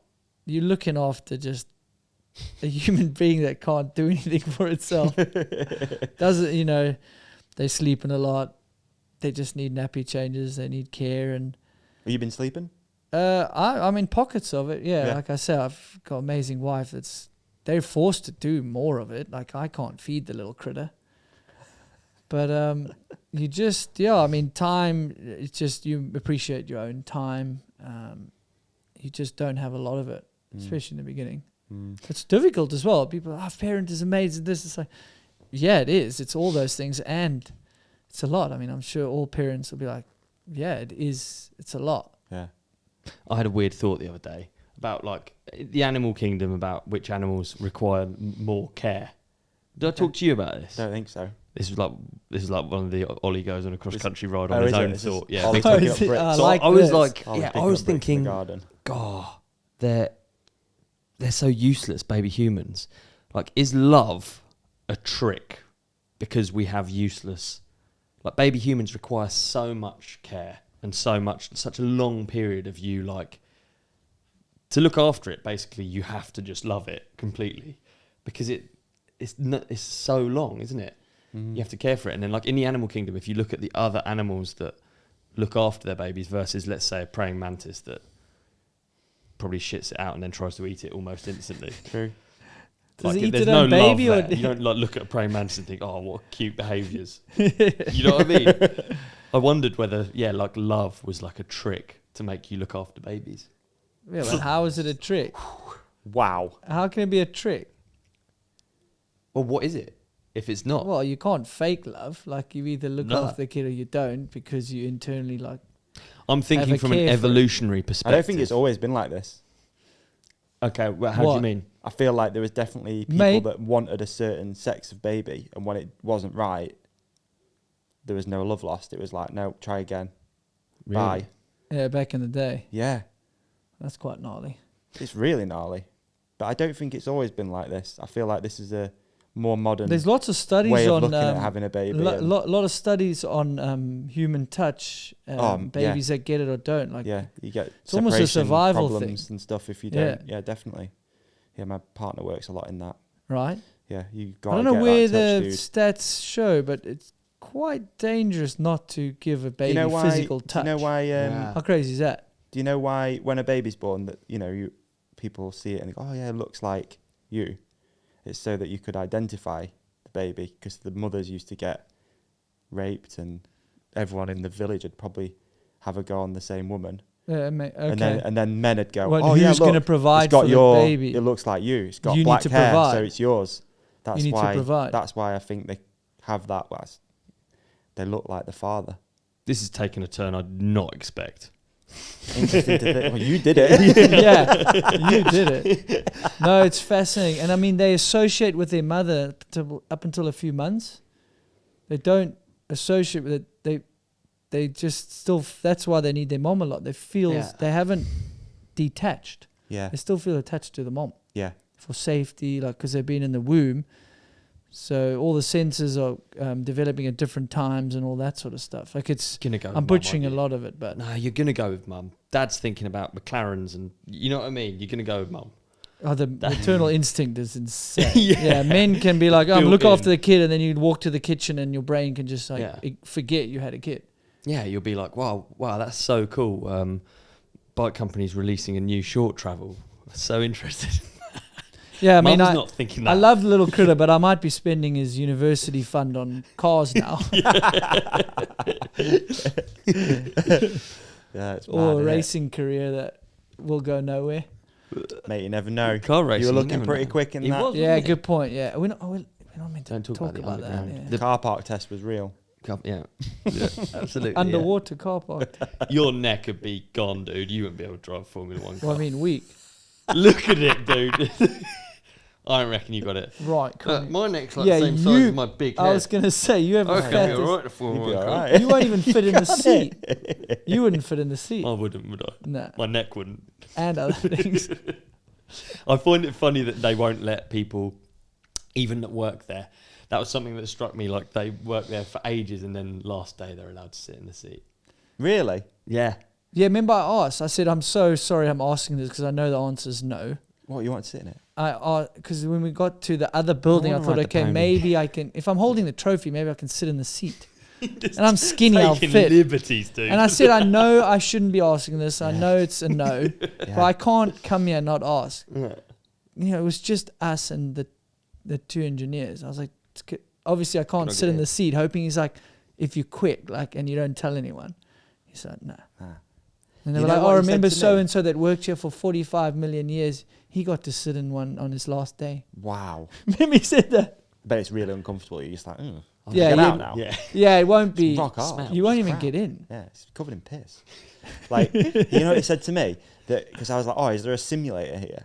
And he was like, yeah, there is. But like, you're not allowed to see it. No one goes near the simulator. Like, I hope you're not going to get the boys fired. No, we're not even going to mention the name of the person who said it. It was someone else. Oh, okay. Yeah, good point, yeah. And apparently the simulator there, it's like a real car, and the floor of it moves, so it's more realistic that the car drives along the floor, and the floor is just like it's a massive floor. This is what he's heard. It's not, it's rumor in the factory. So they don't even go in there. No, it's like, and it's the floors rolling, and then the screen is showing you the thing, and the cars actually wrap around. Yeah, the cars going along it. How trick's that? Wow. Imagine that in downhill. You just hop on the sim and they plug in Amaury's Run. And then like Fort William, like...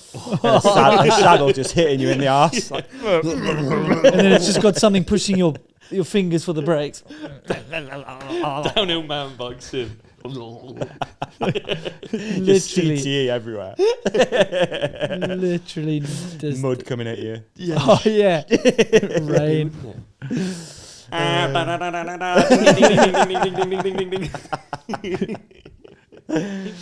dear. All right, well, this has been a blast. Has. That has been really fun. You guys are doing a great job. You happy? big thanks Yeah, thank you. for coming all the way just for this. I did, basically, yeah. All the way Yeah. from South Africa just for this. And to look after Brent's kids. Yeah, of course. I thought I was getting a bit of a holiday, but You're in the doghouse doing no, it. dude, I'm helping. How often, As I when's want your to. next episode? Where can people find you? Yeah, cheers. When's this one coming out? Tomorrow.